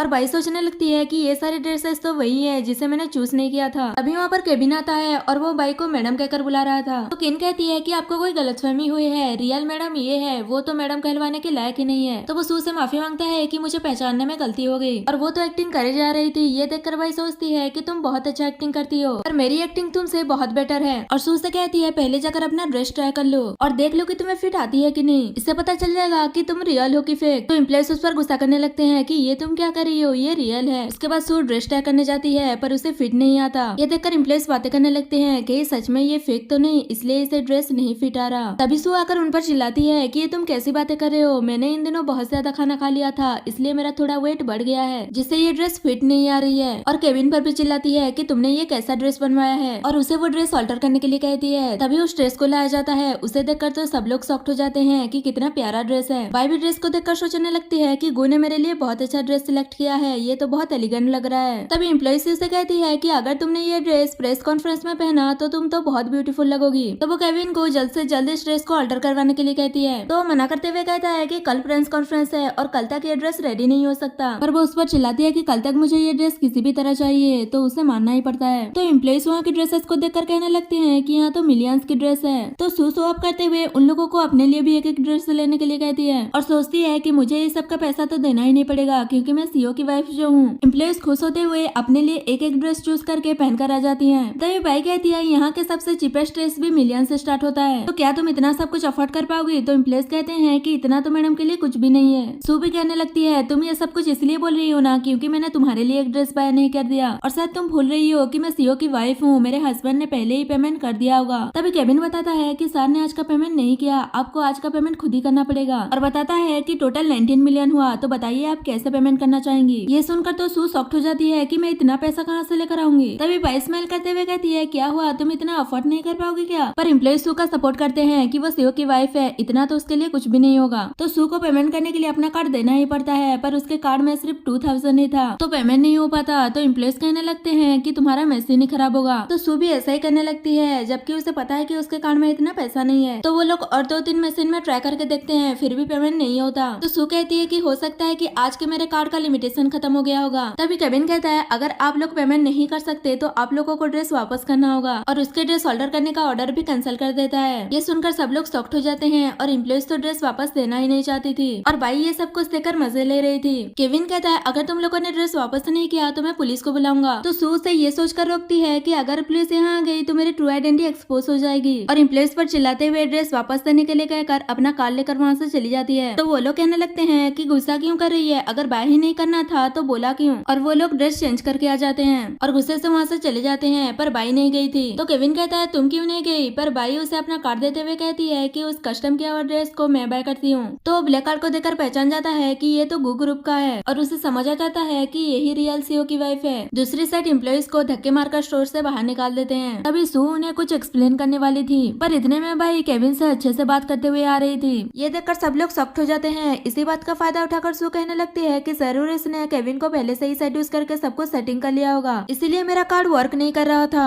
और सब लोग भी उसकी बात पर बिलीव कर लेते हैं और बाई पर गुस्सा कर रहे थे कि कितनी सेमलेस है और सू को कहते हैं कि आप उसके साथ इतने सॉफ्ट हार्टेड मत रहना। तो वो कहती है कि कल के प्रेस कॉन्फ्रेंस में मैं उसे सबक सिखाऊंगी। दूसरी साइड बाई बहुत ही खुश थी। तभी उसे गो का फोन आता है और वो पूछता है कि तुम इतना खुश क्यों लग रही हो। तो वो बताती है कि कुछ नहीं, बस मैंने एक अच्छा सा शो देख लिया। और फिर वो उसे कल की प्रिपरेशन के बारे में पूछता है कि तुम प्रिपेयर तो हो ना, तो वो हाँ कहती है। नेक्स्ट डे दिखा जाता है कि सू के लिए सी फूड लेकर आई थी और उसे खाने के लिए देती है। तो वो थोड़ा टेस्ट करने के बाद कहती है कि इसका टेस्ट बिल्कुल भी अच्छा नहीं है, ये तुम कैसा खाना लेकर आई हो। तो वो कहने लगती है कि ये मैं नहीं बल्कि बाई लेकर आई है। उनकी ये सब बातें हो ही रही थी कि तभी वहाँ पर जिंक्शन आता है और सू से पूछता है कि तुम्हारी प्रिपरेशन कैसे चल रही है। ये प्रेस कॉन्फ्रेंस गू ग्रुप के लिए बहुत ही इंपॉर्टेंट है, तो तुमने स्पीच वगैरह सब कुछ प्रिपेयर कर लिया है ना। तभी किन कहती है कि ऐसा कैसे हो सकता है कि मैडम इसमें कैपेबल नहीं होंगी। तो सू भी कहती है कि हाँ मैंने सब कुछ प्रिपेयर कर लिया है। और उसके जाने के बाद वो जल्दी से स्पीच की फाइल वगैरह देखने लगती है, पर उसमें इंग्लिश में लिखा हुआ था। ये देखकर वो डरने लगती है कि अब तो मैं फंस गई और फिर बहाना बनाने लगती है कि मेरा पेट दुख रहा है और सबके पूछने पर बताती है कि तुम लोग जो खाना लेकर आए थे वो सी फूड था और मुझे सी फूड से एलर्जी है।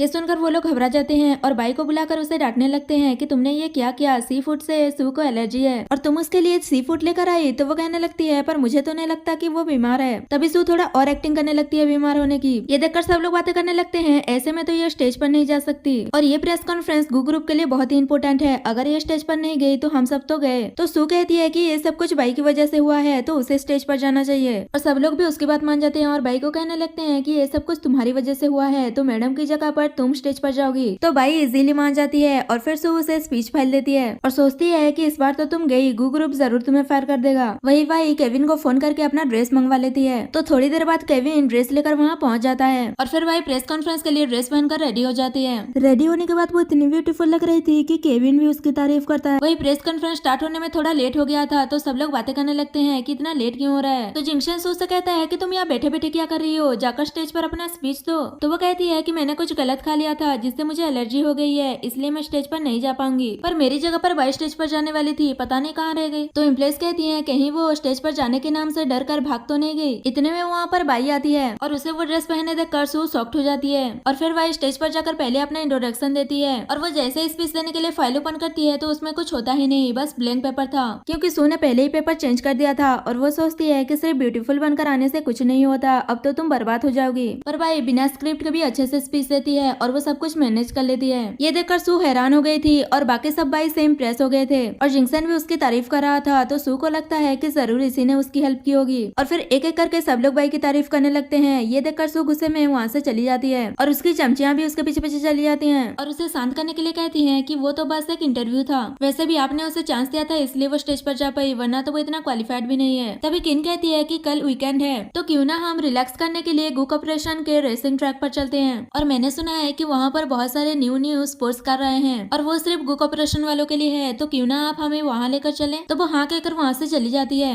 और फिर घर जाने के बाद वो एक सर्वेंट से पूछती है कि डैड कहाँ है। तो वो बताती है कि तुम्हारे डैड गू कॉर्पोरेशन के रेसिंग ट्रैक पर गए हैं, वहाँ पर उनका मेंटेनेंस का ड्यूटी लगा है, इसलिए वो आज रात वापस नहीं आएंगे। ये सुनकर सू सोचती है कि वहाँ पर मेंटेनेंस का काम हो रहा है, इसका मतलब वहाँ पर कोई नहीं होगा, तो कल मैं वहाँ सबको लेकर जा सकती हूँ कहकर खुश हो रही थी। दूसरी साइड बाई गू से बात कर रही थी और ग्रैंडमा के तबियत के बारे में पूछ रही थी। तो वो बताता है कि वो अभी ठीक है और कहता है कि कुछ ही दिन में हमारा वेडिंग एनिवर्सरी आने वाला है, तो मैंने तुम्हारे लिए एक स्पेशल गिफ्ट अरेंज किया है, तो कल याद करके चेक करने चले जाना। पर बाई गैस कर लेती है कि मैंने जो सुपर कार देखा था क्या तुमने वही गिफ्ट प्रिपेयर किया है। वो हाँ कहता है तो वो खुश हो रही थी। नेक्स्ट डे सू सभी को वहाँ पर लेकर चली गई थी, तो सब लोग वहाँ के महंगे महंगे कार्स को देखकर खुश हो रहे थे और सू से पूछते हैं कि इसमें से तुम्हारा कार कौन सा है। तो वहाँ के मैकेनिक से पूछती है कि तुमने मेरा कार कहाँ पार्क किया है। जो सू के डैड है और वो भी उसके साथ प्रिटेंड कर रहे थे और कहते हैं कि वो अंदर है और फिर कहते हैं कि वो मिस्टर गू का है जो अपनी वाइफ को गिफ्ट देने के लिए प्रिपेयर किया है, अगर वो डैमेज हो गया तो वो हमें छोड़ेंगे नहीं, इसलिए तुम कुछ और चूज कर लो। तभी किन कहती है कि क्या हुआ, आप लोग क्या बातें कर रहे हैं। तो सू कहती है कि मैकेनिक तुम मेरा टाइम वेस्ट कर रहे हो, जल्दी चलो और मेरा कार दिखाओ। और फिर जैसे ही वो लोग अंदर जाते हैं तो उस कार को कवर किया गया था, तो सू अपने डैड से उस कवर को हटाने के लिए कहती है। तभी वहाँ पर बाई मना करते हुए आ जाती है। सब लोग उसे देखकर शॉक्ड हो जाते हैं और कहते हैं कि तुम यहाँ कैसे आई। बाई कहती है ये मेरा प्लेस है, तो जब चाहूँ मैं यहाँ आ सकती हूँ। और वो कार के पास जा रही थी तो सब लोग उसे डांटते हैं कि तुम्हारी हिम्मत कैसे हुई मैडम की कार को टच करने की, अगर तुमने उसे डैमेज कर दिया तो तुम उसे अफोर्ड भी नहीं कर पाओगी। तो वो कहती है अगर ये कार सच में उसकी होती तो उसे पता होता कि अभी अभी इस कार में पिंक कलर पेंट किया गया है और ये एक ऐसा पेंट है जिसे पेंट करने के बाद 3 दिन तक इस पर लाइट नहीं पड़ना चाहिए, वरना ये डिस्कलर हो जाएगा। तो एम्प्लॉइज उससे पूछते हैं क्या सच में इसमें अभी अभी पेंट किया गया है। तो मना करते हुए कहती है कि ये मेरा कार है और मुझे पता है कि इसमें कोई पिंक कलर वगैरह पेंट नहीं किया गया है। तभी किन पहले तो बाई पर चिल्लाती है कि सुन लिया तुमने मैडम ने क्या कहा, और फिर सू से कहती है कि आप जाकर कवर हटा दीजिए, हमें भी देखना है कि वो कौन सा कार है। तो वो जा रही थी पर बाई कहती है कि इसमें पेंट का खर्चा 2 मिलियन का हुआ है, क्या अभी भी तुम इसका कवर हटाना चाहती हो। तो वो कहती है ये मेरा कार है और मैं जो चाहे वो कर सकती हूँ कहकर वो कवर हटा देती है। तभी सब लोग गाड़ी को देखकर खुश हो रहे थे। और फिर किन कहती है कि मैंने ऑनलाइन देखा था, इसका प्राइस 35 मिलियन है और वर्ल्ड में ऐसी सिर्फ 5 ही गाड़ी है। तभी एक लड़की नोटिस कर लेती है कि गाड़ी में सच में पेंट लगा हुआ था, जो कि अभी तक अच्छे से सूखा नहीं था। इतने में उस गाड़ी का कलर डिस्कलर होने लगता है। ये देखकर सब लोग हैरान हो जाते हैं और कहने लगते हैं कि इसका मतलब भाई सच कह रही थी। पर सू ये कहकर बात को कवर कर लेती है कि गाड़ी का कलर ही ऐसा है। कहती है कि चलो हम सब गाड़ी में घूम कर आते हैं। बाई को मना कर देती है कि तुम हमारे साथ नहीं आओगी, तो वो भी मान जाती है और सोचने लगती है कि मैं भी देखती हूँ मेरे बिना परमिशन के तुम गाड़ी में कैसे जाती हो। और फिर जैसे ही एक एम्प्लॉय कार में बैठने जा रही थी तो डोर ओपन ही नहीं होता। सू घबरा जाती है और वो भी ट्राई करने लगती है और मैकेनिक से उसका की मांगती है, तो वो बताता है कि इसका कोई की नहीं है। तभी एक एम्प्लॉय उस पर चिल्लाने लगती है कि तुम ये कैसी बातें कर रहे हो, अगर इसका की नहीं है तो इसे स्टार्ट कैसे करेंगे। तभी दूसरी एम्प्लॉय कहती है ये सच कह रहा है, इसमें सच में कोई की होल नहीं है। भाई बताती है कि इसमें वॉइस कंट्रोलिंग सिस्टम लगा हुआ है, जैसे कि तुम कह रही हो कि ये कार तुम्हारी है तो तुम तो इसे जरूर ओपन कर पाओगी। सो हाँ कहकर डरते हुए कार को डोर ओपन करने की कमांड देने लगती है। तो वो हंसते हुए कहती है क्या तुम्हें कार का नाम भी नहीं पता और तुम उसे ड्राइव करने के बारे में एक्सपेक्ट कर रही थी। तो सब लोग भाई पर चिल्लाने लगते हैं और फिर उन्हें लगता है कि शायद कार खराब हो गया है। तो सू भी यही कहने लगती है कि हाँ कार खराब हो गया है। तभी भाई कहती है कि सच में कार खराब हो गया है या फिर तुम रियल ओनर हो ही नहीं। तो एम्प्लॉय सू का साथ देते हुए कहती है जबकि मैडम ने कह दिया है कि गाड़ी खराब हो गया है तो तुम होती कौन हो उनसे क्वेश्चन पूछने वाली, तुम तो ऐसे बात कर रही हो जैसे कि तुम ही रियल ओनर हो। तो भाई बताती है कि ना सिर्फ मैं इस कार का ओनर हूँ बल्कि ये पूरा प्रॉपर्टी ही मेरा है। तो सब लोग हंसते हुए उसका मजाक उड़ाने लगते हैं और कहते हैं कि तुम पागल हो गई हो क्या, इतना झूठ क्यों बोल रही हो। तो वो कहती है कि मैं दूसरों की तरह झूठ नहीं बोलती जो कि कार को ओपन ही नहीं कर पाई। तो वो लोग कहने लगते हैं कि तुम नॉनसेंस बातें क्यों कर रही हो, मैडम ने कहा है ना कि वो खराब हो गया है। तभी वही कार को कमांड देकर ओपन कर देती है। ये देखकर सब लोग हैरान हो जाते हैं और मैकेनिक भी सोचने लगता है कि ये गाड़ी तो यंग मैडम के वॉइस से ही ओपन हो सकता है, तो क्या सच में ये रियल मैडम है। और फिर एक लड़की कहती है क्या सच में बाई ही इस कार के रियल ओनर है और इस प्रॉपर्टी की भी। तो सू चिल्लाने लगती है कि ये झूठ बोल रही है और मैकेनिक से कहने लगती है कि वो सबको बताओ कि ये प्रॉपर्टी किससे बिलोंग करता है। तो वो यही कहता है कि ये सब कुछ सू का है। तभी बाई भी गुस्सा हो जाती है और कहती है कि तुम झूठ क्यों बोल रहे हो, सच सच बताओ। पर एम्प्लॉइज बाई पर ही चिल्लाने लगते हैं कि तुम झूठ बोल रही हो और उसके बहुत ज्यादा इंसल्ट करते हैं। और बाई भी उन्हें अच्छे से जवाब दे रही थी। और फिर मैकेनिक से चिल्लाकर पूछती है कि तुम झूठ क्यों बोल रहे हो, सच सच बताओ वरना बहुत बुरा होगा। तो वो डर के मारे घुटनों पर आ जाता है और वो कुछ बोलने ही वाला था कि तभी जिंगशन सू को ये कहते हुए आ जाता है कि तुम हमेशा हर किसी को बुली ही करती रहती हो क्या। और फिर उस मैकेनिक को वहाँ से जाने के लिए कहता है और फिर बताता है कि ब्रदर ने मुझे तुम्हें एक गिफ्ट डिलीवर करने के लिए कहा था पर तुमने तो पहले ही रिसीव कर लिया है। और उसे देखकर मन में सोच रहा था कि पता नहीं ब्रदर को क्या हो गया है, उन्होंने इतनी बैड वुमेन को चूज तो किया है और मुझे जबरदस्ती यहाँ गिफ्ट डिलीवर करने के लिए भेज दिया। तो भी उसे देखकर डर रही थी कि कहीं मैं एक्सपोज ना हो जाऊं और एक्सक्यूज बनाकर वहाँ से जल्दी से जाने लगती है। पर किन रोकती है और कहती है कि अभी तो हमें फन करना था। तो वो उस पर गुस्सा करने लगती है कि ठीक है तुम खुद ही यहाँ एंजॉय करो, मैं जा रही हूँ कहकर वहाँ से चली जाती है। तो सब लोग उसके पीछे पीछे चले जाते हैं। और फिर जिंगसन बाई से बात करने की कोशिश कर रहा था और उसके क्लोज हो रहा था पर वो पीछे हट जाती है और ये एक्सक्यूज बनाकर कि मैं अपने रूम का डोर लॉक ही नहीं किया, मुझे जाना पड़ेगा कहकर वहाँ से चली जाती है। दूसरी साइड सब लोग जा रहे थे तो किंसू से पूछती है कि आप रियल सीओ की वाइफ हो तो हमेशा सेकंड यंग मास्टर हमेशा आपसे रूट क्यों रहते हैं। दूसरी लड़की पूछती है कि बाई ने उस कार को ओपन कैसे कर लिया। तो सू झूठ बोल देती है कि बाई और जिंगसन के बीच अफेयर चल रहा है। ये सुनकर सब लोग शॉक्ड हो जाते हैं और कहते हैं पर उसकी प्रोफाइल में तो मैरिड लिखा है, वो मैरिड होते हुए ऐसा कैसे कर सकती है। और फिर सब लोग उसे भला बुरा कहने लगते हैं और एक लड़की तो अपना सीट ही चेंज करने के बारे में सोच लेती है कि उस जैसे पर्सन के पास कौन बैठेगा। दूसरी साइड बाई सोच रही थी कि जिंगसन कुछ वियर्ड बिहेव कर रहा है, अच्छा हुआ कि मैं उससे दूर ही रहूं। तभी वो मैकेनिक जाता है और बाई को माफी मांगते हुए कहता है कि प्लीज आप मुझे फायर मत कीजिए। बाई कहती है अब तुम्हें मेरी ट्रू आइडेंटिटी के बारे में पता चल गया तो बताओ कि तुमने झूठ क्यों बोला। तो वो कहता है कि सू ने मुझे हेल्प करने के लिए कहा था उसके कलीग्स के सामने प्रिटेंड करने के लिए। फिर बाई पूछती है कि तुम्हारा उसके साथ क्या रिलेशन है। तो वो बताता है कि मैं उसका फादर हूँ, मैं जरूर उसे आपसे माफी मांगने के लिए लेकर आऊंगा पर आप मुझे फायर मत कीजिए। तो वो उसे उठाती है और कहती है कि तुम मेरी ट्रू आइडेंटिटी के बारे में किसी को नहीं बताओगे, अगर तुमने किसी को बताया तो मेरे पास भी और कोई चॉइस नहीं होगा तुम्हें फायर करने के अलावा। तो प्रॉमिस करता है कि मैं किसी को आपका सीक्रेट नहीं बताऊंगा। वही सू खुश हो रही थी कि सब लोग उसके बात पर बिलीव कर रहे हैं कि वही सीओ की वाइफ है। इतने में वहाँ पर उसके डैड आते हैं और उस पर गुस्सा करने लगते हैं कि तुम्हें पता भी है कि आज तुम्हारी वजह से कितना गड़बड़ होने वाला था। और वो उसे अपने कलीग्स को सब कुछ एक्सप्लेन करने के लिए कहते हैं पर वो गुस्सा करने लगती है कि क्या एक्सप्लेन करूं, आप और मॉम तो सक्सेस हो नहीं पाए, अगर मैं किसी के होने का प्रिटेंड कर रही हूँ तो क्या हो गया कहकर वहाँ से गुस्से से चली जाती है। दूसरी साइड जिंगशन ग्रैंडमा को फोन करके बताता है कि सिस्टर इन लॉ बिल्कुल भी अच्छी नहीं है, वो तो हमारी गू फैमिली की पैसों के पीछे है कहकर उसकी बुराई कर रहा था। तो ग्रैंडमा उसे उस पर नजर रखने के लिए कहती है और बताती है कि मैं तुम्हारे ब्रदर को उसे डिवोर्स देने के लिए कहूंगी। फिर ग्रैंडमा को दिखाया जाता है जो हॉस्पिटल में होती है और वो गुस्से कहती है जिंगशन ने मुझे सब कुछ बता दिया है कि तुम्हारी वाइफ एक गोल्ड डिगर है, इसलिए तुम उसे जल्दी से डिवोर्स दे दो। पर गू कहता है कि भाई बहुत बहुत ही अच्छी लड़की है और मैं उसे डिवोर्स नहीं दूंगा। इतने में जिंगशन भी ग्रैंडमा से मिलने आ जाता है और वो गो को देखकर डरने लगता है। तो गो गुस्से में कहता है, तो तुमने ग्रैंडमा को बताया है कि तुम्हारी सिस्टर इन लॉ एक गोल्ड डिगर है? तो वो डरते हुए कहता है कि मैंने ऐसे ही बोल दिया था।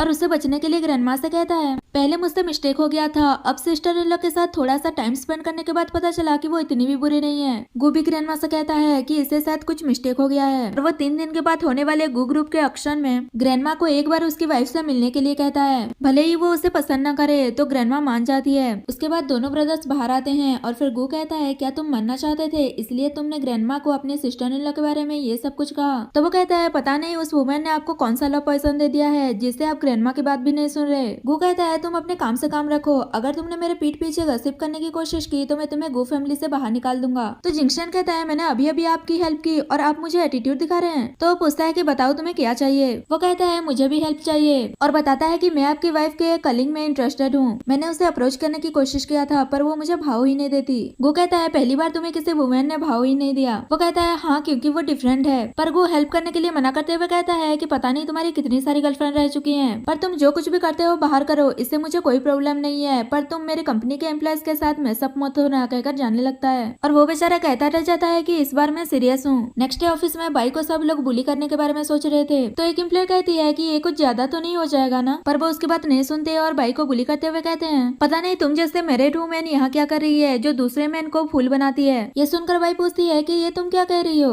तभी सू कहती है, अब रिटर्न करने की जरूरत नहीं है, मैंने पहले ही सबको बता दिया है कि तुम्हारे और सेकंड यंग मास्टर के बीच में क्या चल रहा है। बाई कहती है, इसने कहा और तुम लोगों ने बिलीव कर लिया? तो किन कहती है, उनके पास कोई रीजन नहीं है तुम्हारे खिलाफ रूमर्स फैलाने की, तो जरूर हम उनकी बात पर बिलीव करेंगे। और उसे क्रिटिसाइज करने लगते हैं कि मेरिट होने के बावजूद भी वो ये सब कुछ करती है। तभी बाई को गुस्सा आ जाता है और वो सू को ये कहकर सबक सिखाने लगती है कि तुम्ही ने ये रूमर्स फैलाया है ना, तो मैं तुम्हारे मुंह को साफ कर देती हूँ। और सब लोग उसे रुकने के लिए कह रहे थे। इतने में वहाँ पर जिंक्शन आता है और पहले तो वो सू की हालत देखकर स्माइल करता है और फिर कहता है, तुम लोग यहाँ क्या कर रहे हो? अभी तो वर्किंग टाइम है ना, तो फिर तुम लोग काम क्यों नहीं कर रहे? तभी किन बताती है कि बाई मैडम को बुली कर रही थी। तो वो कहता है, बाई बिना रीजन के उसे बुली क्यों करेगी, जरूर उसी ने पहले स्टार्ट किया होगा। सू कहती है, मैंने कुछ नहीं किया, मैं तो बस उसे इतना कह रही थी कि वो तुमसे दूर रहे क्योंकि वो तुम्हारे लायक नहीं है। जिंक्शन कहता है, ये तुम डिसाइड नहीं करोगे कि वो मेरे लायक है या नहीं है, और वैसे भी ग्रैंडमा तुमसे बहुत ही डिसअपॉइंट है और कल के ऑक्शन में वो तुमसे मिलने आने वाली है, तो तुम अपने बारे में सोचो कि उनसे क्या बोलोगी। और फिर वो बाई की केयर करना चाहता था पर वो मना करते हुए कहती है कि मैं खुद की केयर कर सकती हूँ, तो वो वहाँ से चला जाता है। उसके बाद किन कहती है कि मैंने सुना है कि कल की ऑक्शन में बहुत सारे वीआईपी लोग आने वाले हैं। दूसरी एम्प्लॉय कहती है, काश हम भी वहाँ जा सकते और वहाँ की कोई वीआईपी मुझे लाइक कर ले।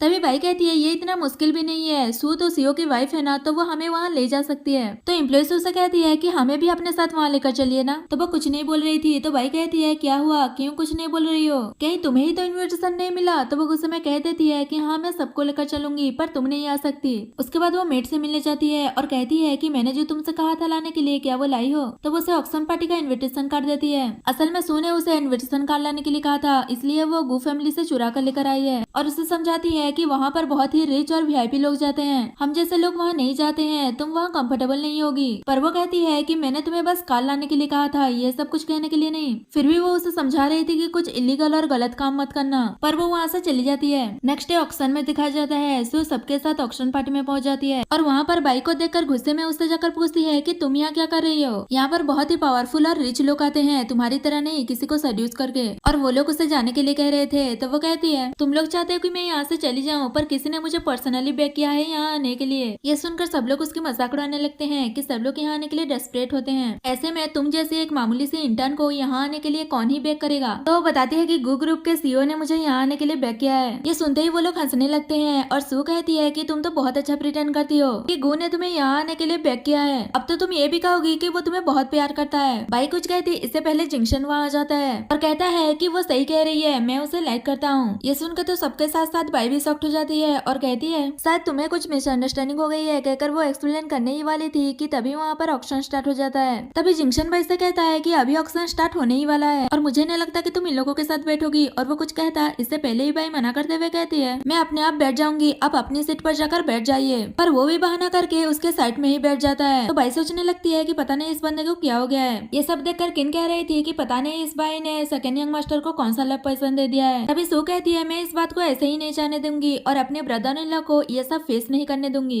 बाद में मैं अपने हस्बैंड को यहाँ जो कुछ भी हुआ सब कुछ बता दूंगी। ये सुनकर सब लोग खुश हो जाते हैं कि हाँ आप ऐसा ही कीजिएगा, और फिर वही सेकंड यंग मास्टर को सेड्यूस नहीं कर पाएगी। और फिर सब लोग एक साथ बैठ जाते हैं तो एक एम्प्लॉय सू से कहने लगती है आपके स्टेटस के हिसाब से तो आपको वीआईपी सेक्शन में बैठना चाहिए, आप वहाँ क्यों नहीं जा रही हैं? तो वो कहती है मैं तुम लोगों को कंपनी देने के लिए तुम लोगों के साथ बैठी हूँ। ये सुनकर किन खुश हो जाती है कि मैडम हमारे साथ कितनी अच्छी हैं। तभी ऑक्शन स्टार्ट होता है और वहाँ पर बहुत सारी एक्सपेंसिव चीजें लाई जा रही थी। तभी एक एम्प्लॉय ब्रेसलेट को देखकर सू से कहती है कि ये आप पर बहुत सूट करेगा, आपको इसे बाय करना चाहिए। तो वो कहने लगती है कि ये बस 10 मिलियन का है और ये मेरे वर्दी नहीं है। ये सुनकर भाई स्माइल कर रही थी तो एम्प्लॉय पूछती है कि तुम स्माइल क्यों कर रही हो? भाई सू से कहती है कि ये ब्रेसलेट तुम्हारे वर्दी नहीं है या फिर तुम्हारे पास पैसे ही नहीं है जो तुम बीडिंग कर सको। तो वो उस पर गुस्सा करने लगती है और कहती है कि नेक्स्ट जो भी आइटम आएगा मैं उस पर बोली लगाऊंगी। और फिर वहाँ पर लास्ट आइटम लाया जाता है जो कि डायमंड का क्राउन था और उसकी स्टार्टिंग प्राइस 100 मिलियन था। ये सुनकर तो सू शॉक्ड हो जाती है। तभी वह कहती है कि 100 मिलियन क्या अब तुम बोली लगाओगी? और फिर सब लोग एक एक करके बिडिंग करने लगते हैं और बाई भी बिडिंग करती है।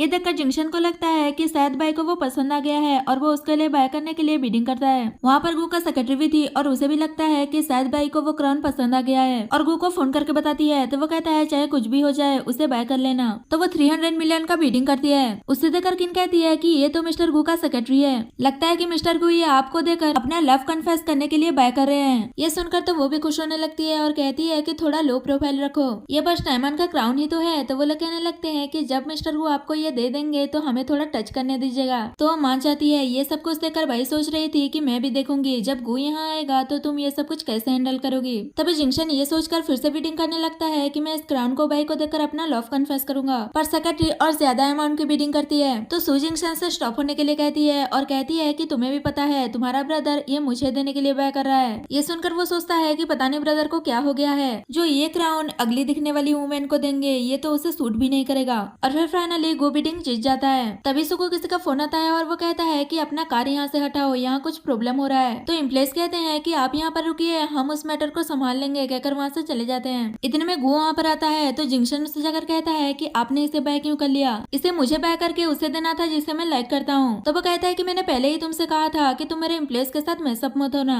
जिंक्शन कहता है मैं इस बार सीरियस हूँ, मैं सच में बाई को लाइक करता हूँ। ये सुनकर गो हैरान होकर पूछता है कि तुम किसे लाइक करते हो? तो बताने लगता है कि वो बाई को लाइक करता है और वो बहुत ही डिफरेंट है। तो गो भी तारीफ करने लगता है कि हाँ वो बहुत ही डिफरेंट है। जिंक्शन पूछता है तो क्या आप वो क्राउन मुझे दोगे? पर वो मना करते हुए कहता है कि अगर तुम ये क्राउन उसे दोगे तो उसे अच्छा नहीं लगेगा। और वो क्राउन लेकर जा रहा था तो सू को लगता है शायद सब लोग सच कह रहे थे कि मिस्टर गू मुझसे सीक्रेटली प्यार करते हैं और वो क्राउन मुझे ही देंगे, अब मैं सच में मिसेस गू बन जाऊंगी, कहकर वो खड़ी होती है। पर गू तो बाई के पास जाकर क्राउन देते हुए कहता है कि ये मेरी वाइफ के लिए है। ये सुनकर सब लोग बातें करने लगते हैं। तो फिर सू कौन है? क्या मिस्टर गू के 2 वाइफ हैं? तभी सू गू से कहती है कि भाई आपकी वाइफ कैसे हो सकती है, शायद आपको कुछ मिस्टेक हुआ है। तो वो कहता है कि तुम हो कौन और तुम्हारी हिम्मत कैसे हुई मेरी वाइफ पर क्वेश्चन करने की? तभी भाई बताती है कि वो उसे इसलिए एक्सपोज नहीं कर रही थी क्योंकि वो देखना चाहती थी कि वो कब तक एक्टिंग करने वाली है। और फिर वो सबके सामने अनाउंस करता है कि उसकी एक ही वाइफ है और वो बाई है। ये सुनकर तो जंक्शन भी शॉक्ड हो जाता है कि वह रियल सीओ की वाइफ है और सोचता है इसका मतलब मैं अपने ही सिस्टर इन लॉ को लाइक करने लगा था। और फिर सब लोग सू के बारे में बात करने लगते हैं, इसका मतलब सू झूठ बोल रही थी, इसकी हिम्मत कैसे हुई झूठ बोलने की? ये सब सुनकर तो वो शॉक्ड ही हो गई थी। तभी उसे एक जेट पेंडेंट मिलता है तो वो उसे उठा लेती है। इतने में वहाँ पर गू की ग्रैंडमा आ जाती है और वो गू से कहती है कि मैं तुम्हें मैरिज करने से नहीं रोकूंगी, पर तुम एक ऑर्फन जिसकी कोई फैमिली नहीं है उससे मैरिज नहीं कर सकते, इसके लिए मैं अलाउ नहीं करूंगी। तभी उनकी नजर जेट पेंडेंट पर जाता है और वो पहचान जाती है कि ये सू फैमिली का है जो कि बहुत ही रिचेस्ट फैमिली में से एक है। और वो गुस्सा कहती है कि अगर तुम्हें मैरिज करना ही है तो इस जैसी लड़की से करो जो कि एक अच्छी फैमिली से बिलोंग करती है। ये सुनकर तो सब शॉक्ड हो जाते हैं और वो उस जेट पेंडेंट के बारे में बताते हैं कि ये सू फैमिली का टोकन है और सू फैमिली ने बहुत सालों पहले अपनी डॉटर को खो दिया था और वो हर जगह उसे ढूंढ रहे हैं। ये जेट पेंडेंट तुम्हारे पास है तो जरूर तुम ही सू फैमिली की डॉटर होगी। और उससे उसका नाम पूछते हैं तो वो बता देती है। ये सुनकर तो वो और भी कंफर्म हो जाते हैं कि वो सू फैमिली की ही डॉटर है क्योंकि उसकी मॉम का नाम सू मिंगरोंग है और सू की भी सरनेम सेम है, तो उन्हें लगता है कि वही सू फैमिली की डॉटर है। ये सुनकर तो सू खुश हो जाती है कि ये तो बहुत ही रिचेस्ट फैमिली है, मुझे नहीं पता था कि मैं कुछ भी ऐसा कैजुअली उठा लूंगी और वो इतना इम्पोर्टेंट होगा। और वो भी उनसे झूठ बोलने लगती है कि आप सही कह रही हैं। तभी बाई कहती है कि तुम झूठ बोल रही हो, ये जेट पेंडेंट मेरा है। तभी सू कहती है तुम अच्छा स्टोरी बना लेती हो और कितना झूठ बोलोगी, ये मेरे पास बचपन से है। तो वो कहती है तुम झूठ बोल रही हो और ये जेट पेंडेंट मेरे डैड ने मरते वक्त मुझे दिया था। सू कहती है अगर ये जेट पेंडेंट तुम्हारा है तो इसका प्रूफ क्या है, क्या इसमें तुम्हारा नाम लिखा है? बाई उस पर गुस्सा कर रही थी तो ग्रैंडमा उसे धक्का दे देती हैं और कहती है तुम्हारी जैसी लो क्लास और फन हमारी गू फैमिली में घुसना इतना इजी नहीं है। और वो सबके सामने गू और बाई का एंगेजमेंट कैंसिल कर देती है। गू उन्हें ऐसा करने करने से मना कर रहा था, पर वो उसकी बात नहीं सुन रही थी। ये सुनकर सू खुश हो रही थी कि अगर इन दोनों का डिवोर्स हो गया तो मुझे एक चांस मिल जाएगा सीओ की वाइफ होने का। दूसरी साइड मिंगरोंग को देखते हैं, जिसे अपनी डॉटर के बारे में पता चल गया था कि वो गू ग्रुप के ऑक्शन में है और वो उसे वापस लेने जाती है। वही ग्रैंडमा सू को गू फैमिली में डिनर के लिए इन्वाइट कर रही थी ताकि गू और उसका रिलेशनशिप कल्टीवेट हो सके, और वो मान भी जाती है। पर गू कहता है अगर इसने गू हाउस में एक कदम भी रखा तो मैं गू फैमिली में कभी वापस नहीं जाऊंगा। ये सुनकर ग्रैंडमा उस पर गुस्सा कर रही थी कि तुम मेरी बातों को कैसे काट सकते हो। तभी भाई उन्हें संभाल रही थी, पर वो उसे धक्का दे देती है, तो गू उसे संभालता है और उसे लेकर वहाँ से जा रहा था। पर ग्रैंडमा उसे रोकती है और कहती है अगर आज तुम इस ऑर्फन के साथ यहाँ से गए तो मैं तुम्हें गू फैमिली से बाहर निकाल दूंगी। इतने में मिंगरोंग ये कहते हुए वहाँ जाती है, किसने कहा कि भाई ऑर्फन है, वो मेरी बायोलॉजिकल डॉटर है। ये सुनकर तो सब लोग शॉक्ड हो जाते हैं और वो भाई के पास जाकर बताती है कि मैं तुम्हारी मॉम हूँ, पर वो उसे पहचानने से मना कर देती है। तो वो उसे एक डायरी देती है जिसमें भाई ने बचपन में अपनी मॉम को मदर्स डे पर जो भी कार्ड्स दिए थे वो सभी होते हैं। ये देखकर उसे पता चल जाता है कि वही उसकी मॉम है। तो वो इमोशनल होते हुए कहती है कि फाइनली मैंने तुम्हें ढूंढ लिया, और वो उसे अपने साथ घर चलने के लिए कहती है। पर भाई गुस्सा करने लगती है कि आपने पहले मुझे अबंडन किया था, डैड ने डेथ से पहले आपको फोन किया था ताकि आप मुझसे मिलने आ सके, पर आपने फोन कट कर दिया और मुझे अबंडन कर दिया। इसके लिए मैं आपको कभी माफ नहीं करूंगी। तो वो माफी मांगते हुए कहती है कि मेरे पास और कोई रास्ता नहीं था। सू फैमिली मेरे और तुम्हारे डैड की मैरिज के लिए कभी अप्रूवल नहीं दिया, और फिर बाद में तुम्हारे ग्रैंडमा ने मुझे अपने इलनेस का थ्रेडन देकर घर वापस बुलाया, तो मजबूरन मुझे सू फैमिली में वापस जाना पड़ा। भले ही तुम मुझे माफ मत करना, पर प्लीज मेरे साथ घर वापस चलो। तभी ग्रैंडमा कहती है कि शायद आपको कोई मिस्टेक हुआ है, भाई वो पर्सन नहीं है जिसे आप ढूंढ रही हैं, और बताती है कि आपकी जेट पेंडेंट सू के पास है। तो वो उसे जेट पेंडेंट दिखाती है। ये देखकर मिंगरोंग शॉक्ड हो जाती है और सोचती है क्या मेरे इन्वेस्टिगेशन गलत हो गया है, ये कैसे हो सकता है। और फिर सू से पूछती है क्या ये तुम्हारा है, तो वो हाँ कहती है और सोचती है कि अब इस जेट पेंडेंट की वजह से सब कुछ चेंज हो जाएगा, और वो एरोगेंटली भाई को वहाँ से जाने के लिए कहती है। तभी भाई उस पर गुस्सा करने लगती है कि पहले तुमने मेरी आइडेंटिटी सीओ की वाइफ होने का चुरा लिया, अब मेरे बैकग्राउंड भी चुराना चाहती हो। तो ग्रैंडमा उस पर चिल्लाने लगती है कि तुम्हारा कोई राइट्स नहीं है यहाँ बोलने का। सू मिंगरोंग से कहती है ये बस आपकी स्टेटस देखकर मेरी आइडेंटिटी चुराने की कोशिश कर रही है। तो वो कहती है जैसे कि तुमने कहा कि ये जेट पेंडेंट तुम्हारा है, तो तुम्हें पता है कि ये जेट पेंडेंट जनरेशन टू जनरेशन क्यों पास हो रहा है, क्योंकि ये हमारी खानदानी जेट पेंडेंट है और ये हमारी सू फैमिली के मेंबर्स को पहचान जाता है। तो तुम अपना थोड़ा सा ब्लड इसमें डालो, अगर ये जेट पेंडेंट रिएक्ट करता है तो तुम ही मेरी डॉटर हो। सू डर रही थी, पर वो जबरदस्ती उसमें उसका ब्लड डाल देती है, पर पेंडेंट कोई रिएक्ट नहीं करता। तो सू कहती है कि ये तो यूजलेस है। तभी भाई आगे आती है और वो अपना ब्लड उसमें डालती है, तो जेट पेंडेंट रिएक्ट करता है। ये देखकर सब लोग शॉक्ड हो जाते हैं और ये प्रूफ हो जाता है कि भाई ही उसकी डॉटर है। ये जानकर तो मिंगरोंग खुश हो जाती है और फिर सू पर गुस्सा करने लगती है कि तुम्हारी हिम्मत कैसे हुई झूठ बोलने की, और वो बॉडीगार्ड्स को बुलाकर उसे वहाँ से निकाल देती है। और फिर भाई से कहती है कि मैं नेक्स्ट मंथ तुम्हारे लिए एक पार्टी रखना चाहती हूँ तुम्हारी आइडेंटिटी अनाउंस करने के लिए। तो वो कहती है कि मैं पार्टी में आ जाऊंगी। मिंगरोंग उससे कुछ और बात करने ही वाली होती है कि उसके असिस्टेंट कहती है सू कॉर्पोरेशन में शेयर होल्डर मीटिंग स्टार्ट होने ही वाला है, हमें जाना होगा। तो वो भाई से ये कहकर वहाँ से चली जाती है कि मैं तुम्हारे आने का वेट करूंगी। और फिर ग्रैंडमा उससे कहती है कि ये मत सोचना कि मैं तुम्हें एक्सेप्ट कर लूंगी, अगर तुम गू फैमिली में मैरिज करना चाहती हो तो तुम्हें उस पार्टी में जाना होगा और अपनी आइडेंटिटी रिवील करना होगा। इतने में गू कहता है वो उस पार्टी में जाएगी या नहीं वो उसका फैसला होगा, इसमें आपको वरीड होने की कोई जरूरत नहीं है, कहकर वो भाई को लेकर वहाँ से चला जाता है और ग्रैंडमा बस गुस्सा करती रह जाती है। वही गार्ड सू को बाहर निकाल देते हैं। इतने में सारे एम्प्लॉइज वहाँ आ रहे थे और उसे पूछते हैं कि आप बाहर क्या कर रही हैं। तभी सू सोचती है कि ये लोग तो ऑक्शन में थे ही नहीं, इसका मतलब इन्हें पता ही नहीं है कि ऑक्शन में क्या क्या हुआ। और वो फिर से प्रिटेंड करते हुए कहती है कि तुम लोगों ने एक कार को पार्क करने में कितना टाइम लगा दिया, अब तक तो ऑक्शन भी खत्म हो गया है। तभी एक एम्प्लॉय पूछती है कि आपका डायमंड का क्राउन कहाँ है, क्या मिस्टर गू ने आपको नहीं दिया। इतने में किन कहती है कि वो बहुत ही एक्सपेंसिव गिफ्ट है, तो वो थोड़ी ना ऐसे कैजुअली उसे लेकर जाएंगे, वो तो डायरेक्टली मैडम के घर पर डिलीवर हो जाएगा। तो सू कहती है तुमने सही कहा, वो ऑलरेडी मेरे घर पर डिलीवर हो गया है। इतना कहकर वो वहाँ से जाने लगती है तो वो लोग भी उसके साथ जा रहे थे, पर एक एम्प्लॉय भाई को वो क्राउन पहन कर जाते हुए देख लेती है और सोचती है कि ये कैसे हो सकता है, और सीन नहीं कट होता है। नेक्स्ट डे भाई जैसे ही कंपनी जाती है तो वही एम्प्लॉय उसे बताती है कि मैनेजर किन ने एक मीटिंग रखा है, तो जल्दी जल्दी वहाँ चलो। और फिर मीटिंग में दिखाया जाता है जहाँ किन बताती है कि एक प्रोडक्ट की एडवर्टाइजमेंट का प्रोजेक्ट है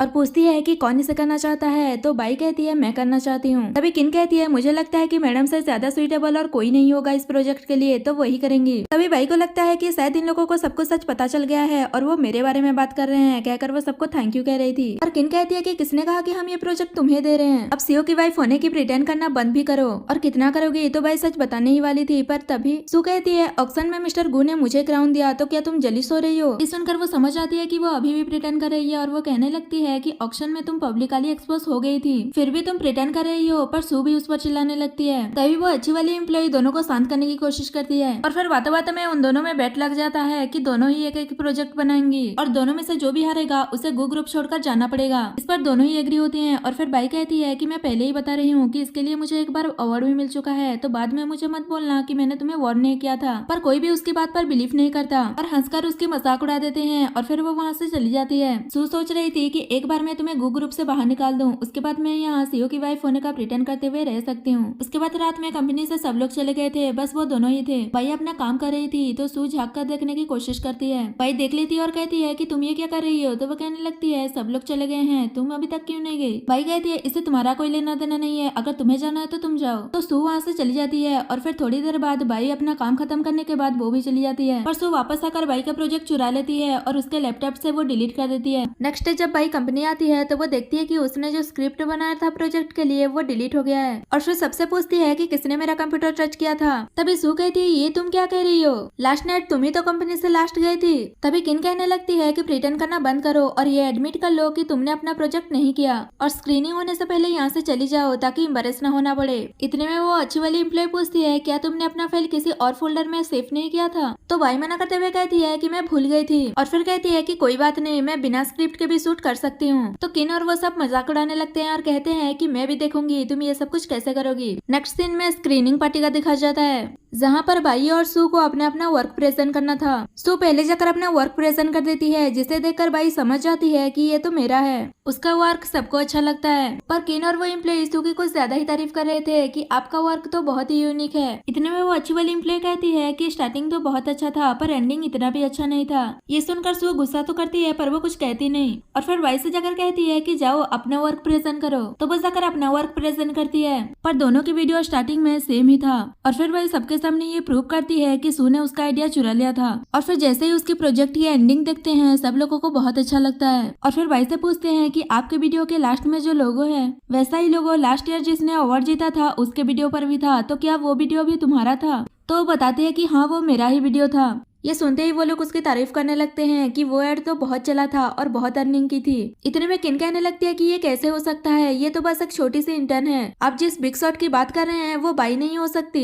दूसरी एम्प्लॉय भी कहने लगती है कि हाँ वो बाई नहीं हो सकती, उस एडवर्टाइजिंग अवार्ड में हमारी मैडम ने भी एड प्रिपेयर किया था तो हो सकता है कि वो यही हो। पर एक बिजनेसमैन उन्हें डांट कर चुप करा देता है और फिर बाई से कहने लगता है कि हम आपके साथ 10 ईयर के लिए कॉन्ट्रैक्ट साइन करना चाहते हैं। ये सुन के तो वो सब शॉक्ड हो जाते हैं और कहने लगते हैं कि ये इतनी भी कैपेबल नहीं है, ये हर सिचुएशन को हैंडल नहीं कर पाएगी। इतने में वो अच्छी वाली एम्प्लॉय कहती है पर बाई की वीडियो तो मैडम से बहुत ज्यादा बेटर है। तो सू उस पर चिल्लाने लगती है और फिर किन फिर से बाई की बुराई कर रही थी। इतने में गू वहाँ पर आ जाता है तो सू उसे देखकर अपना मुंह छुपाने लगती है और फिर वो सू का प्रोजेक्ट फिर से प्ले करने के लिए कहता है और देखने के बाद पूछता है कि ये किसका है। तो बताते हैं कि ये आपकी वाइफ का है पर वो मना करते हुए कहता है कि ये मेरी वाइफ का नहीं हो सकता। तो किन कहती है कि आप ऐसा क्यों कह रहे हैं, मैडम ने इसे बनाने के लिए बहुत एफर्ट लगाया है, यहाँ तक कि कुछ दिन तक सोए भी नहीं है। और फिर वो शॉक्ड होकर पूछता है कि कौन सा मैडम, और फिर वो बताता है कि मेरी एक ही वाइफ है और वो बाई है। ये सब सुनकर तो वो सब शॉक्ड हो जाते हैं और सू पर चिल्लाने लगते हैं कि इसका मतलब तुमने हमसे झूठ बोला। तो वो भी कहने लगती है कि मैंने कब कहा था कि मैं सीईओ की वाइफ हूँ, तुम लोगों ने ही समझ लिया।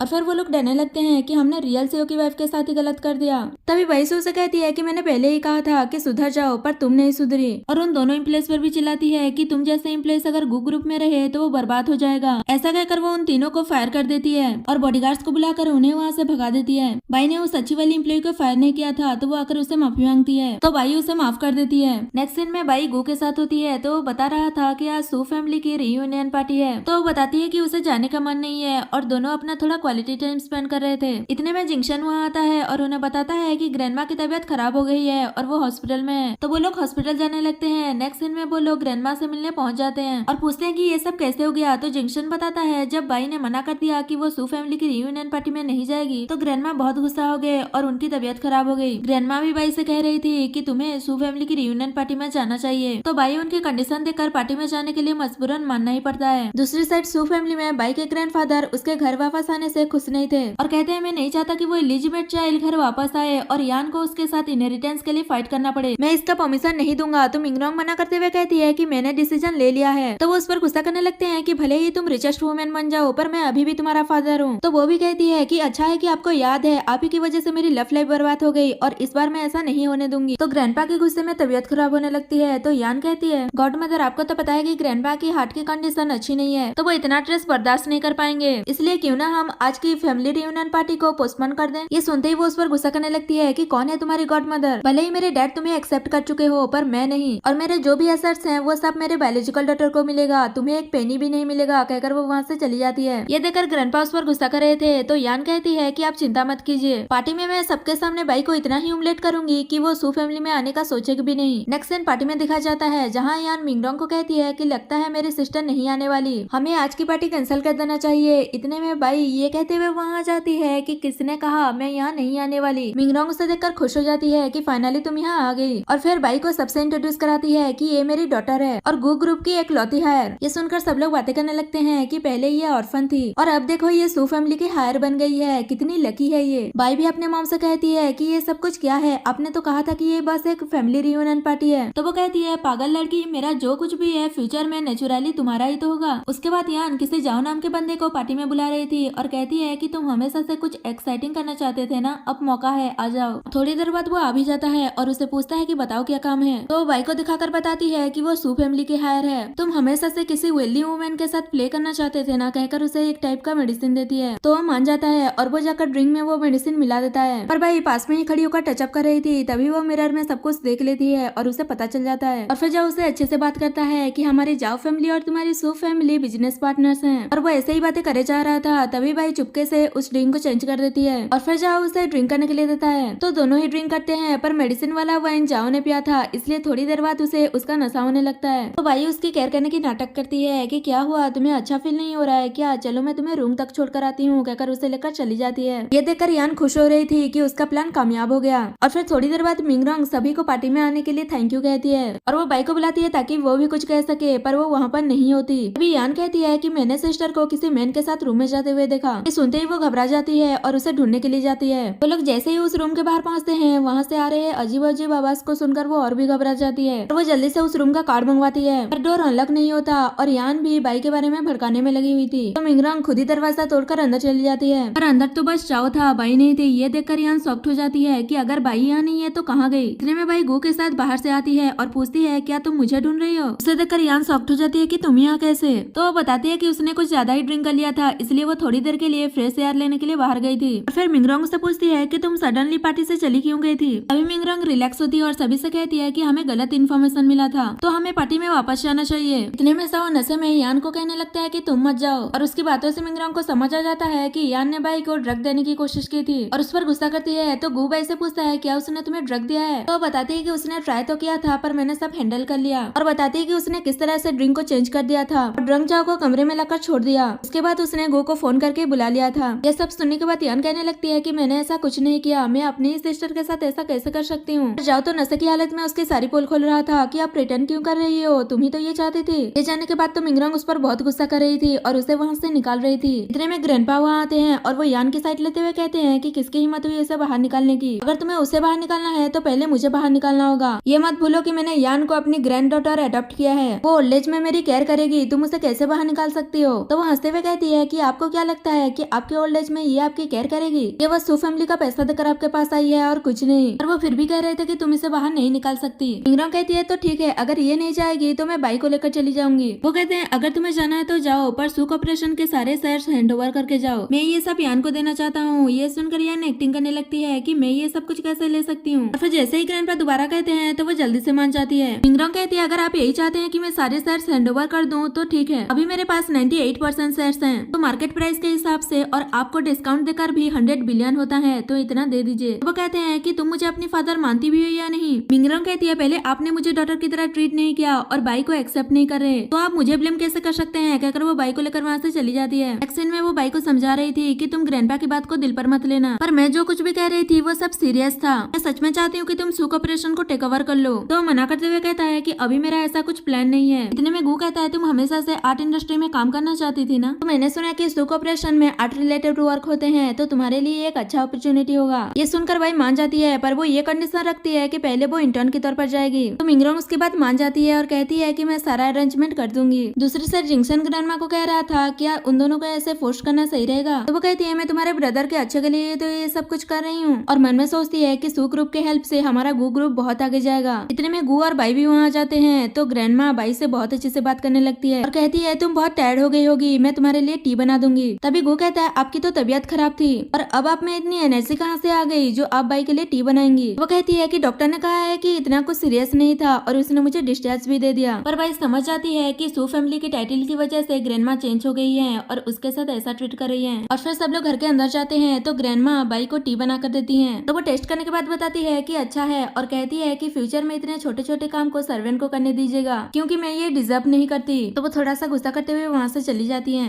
और फिर गू से कंफर्ट कर रहा था तो वो कहती है मुझे पता है कि ग्रैंडमा सू फैमिली का यूज करके आगे बढ़ना चाहती है, कोई बात नहीं मैं संभाल लूंगी। तो वो मान जाता है। नेक्स्ट डे बाई सू ऑपरेशन में जाती है और अपने आप को इंट्रोड्यूस कराती है कि मैं न्यू इंटर्न हूँ, पर उस पर कोई भी ध्यान नहीं देता। और फिर दो एम्प्लॉयज उसे बुली करने लगते हैं और कहते हैं कि तुम जैसी इलिजिमेट चाइल्ड हमारी यंग लेडी की प्लेस कभी नहीं ले सकती। पहले तो बाई को समझ नहीं आ रहा था कि वो ऐसा क्यों कर रहे हैं और कौन सी यंग लेडी की बात कर रहे हैं, पर उनकी बातों से उसे पता चल जाता है कि वो यान के बारे में बात कर रहे हैं। और वो कहने लगती है तुम जिसके लिए ये सब कुछ कर रहे हो वो सू फैमिली की बायोलॉजिकल डॉटर नहीं है। इतने में यान वहाँ जाती है और पूछती है कि तुम सब किस बारे में आर्ग्यू कर रहे हो। और फिर बाई की इंसल्ट करने लगती है कि तुम कितनी चीफ हो और तुम्हारे यहाँ से बदबू भी आ रहा है। और एम्प्लॉइज भी उसका सपोर्ट कर रहे थे। तभी बाई कहती है कि तुम बस एक एडॉप्टेड डॉटर हो, तुम्हारी हिम्मत कैसे हुई दूसरों को चीप कहने की, मुझे तो लगता है कि तुम्हारे यहाँ से बदबू आ रहा है। ये सुनकर वो गुस्सा कर रही थी, फिर खुद को कंट्रोल करके कहती है ग्रैंडपा ने पहले ही कहा है कि वो सू ग्रुप मुझे देंगे। बाई कहती है पर लॉ के हिसाब से एडॉप्टेड चिल्ड्रंस का इनहेरिटेंस में कोई राइट नहीं होता। ये सुनकर वो कुछ नहीं कह पाती और वहाँ से चली जाती है। और फिर तभी वहाँ पर मैनेजर फू वहाँ आता है और वो बाई को देखकर कहता है कि तुम कौन हो, यहाँ पर सब लोग अपने काम में बिजी हैं तो तुम क्यों कुछ नहीं कर रहे। तो एम्प्लॉइज बताते हैं कि ये न्यू इंटर्न है और हमारी सो कॉल्ड यंग लेडी भी। इतने में यान कहने लगती है कि मैंने उसे कहा था कि मैं तुम्हारी हेल्प कर देती हूँ पर उसने मुझे इग्नोर कर दिया और कहने लगे कि ये हमारा काम है, इससे उसका कोई लेना देना नहीं है। और एम्प्लॉइज भी उसका सपोर्ट कर रहे थे तो बाई उन पर चिल्लाने लगती है। तो मैनेजर उन्हें शांत करता है और बाई से कहता है कि मुझे कोई फर्क नहीं पड़ता कि तुम कौन हो, यहाँ बस तुम एक इंटर्न हो। और बताता है कि 2 दिन के बाद शू ऑपरेशन का आर्ट एग्जीबिशन होने वाला है तो उसके लिए हेल्प करो कहकर वहाँ से चला जाता है। इस सब से बाई बहुत ही अपसेट थी और वो घर जाने के बाद बहुत सारे चिप्स खा रही थी। तो गू उसे ऐसा देख लेता है और पूछता है कि क्या हुआ, मेरी वाइफ को किसने गुस्सा दिला दिया। और कहता है क्या शू ऑपरेशन में कुछ हुआ है। तो वो हाँ कहती है। तो गू कहता है अगर तुम हैप्पी नहीं हो तो घर वापस आ जाओ, मैं तुम्हें सपोर्ट करूंगा। पर वो मना करते हुए कहती है कि वो छोटी सी बात है, इतनी छोटी सी बात मुझे इफेक्ट नहीं कर सकता। तो वो कहता है कि मुझे बिलीफ है तुम सब कुछ कर लोगी।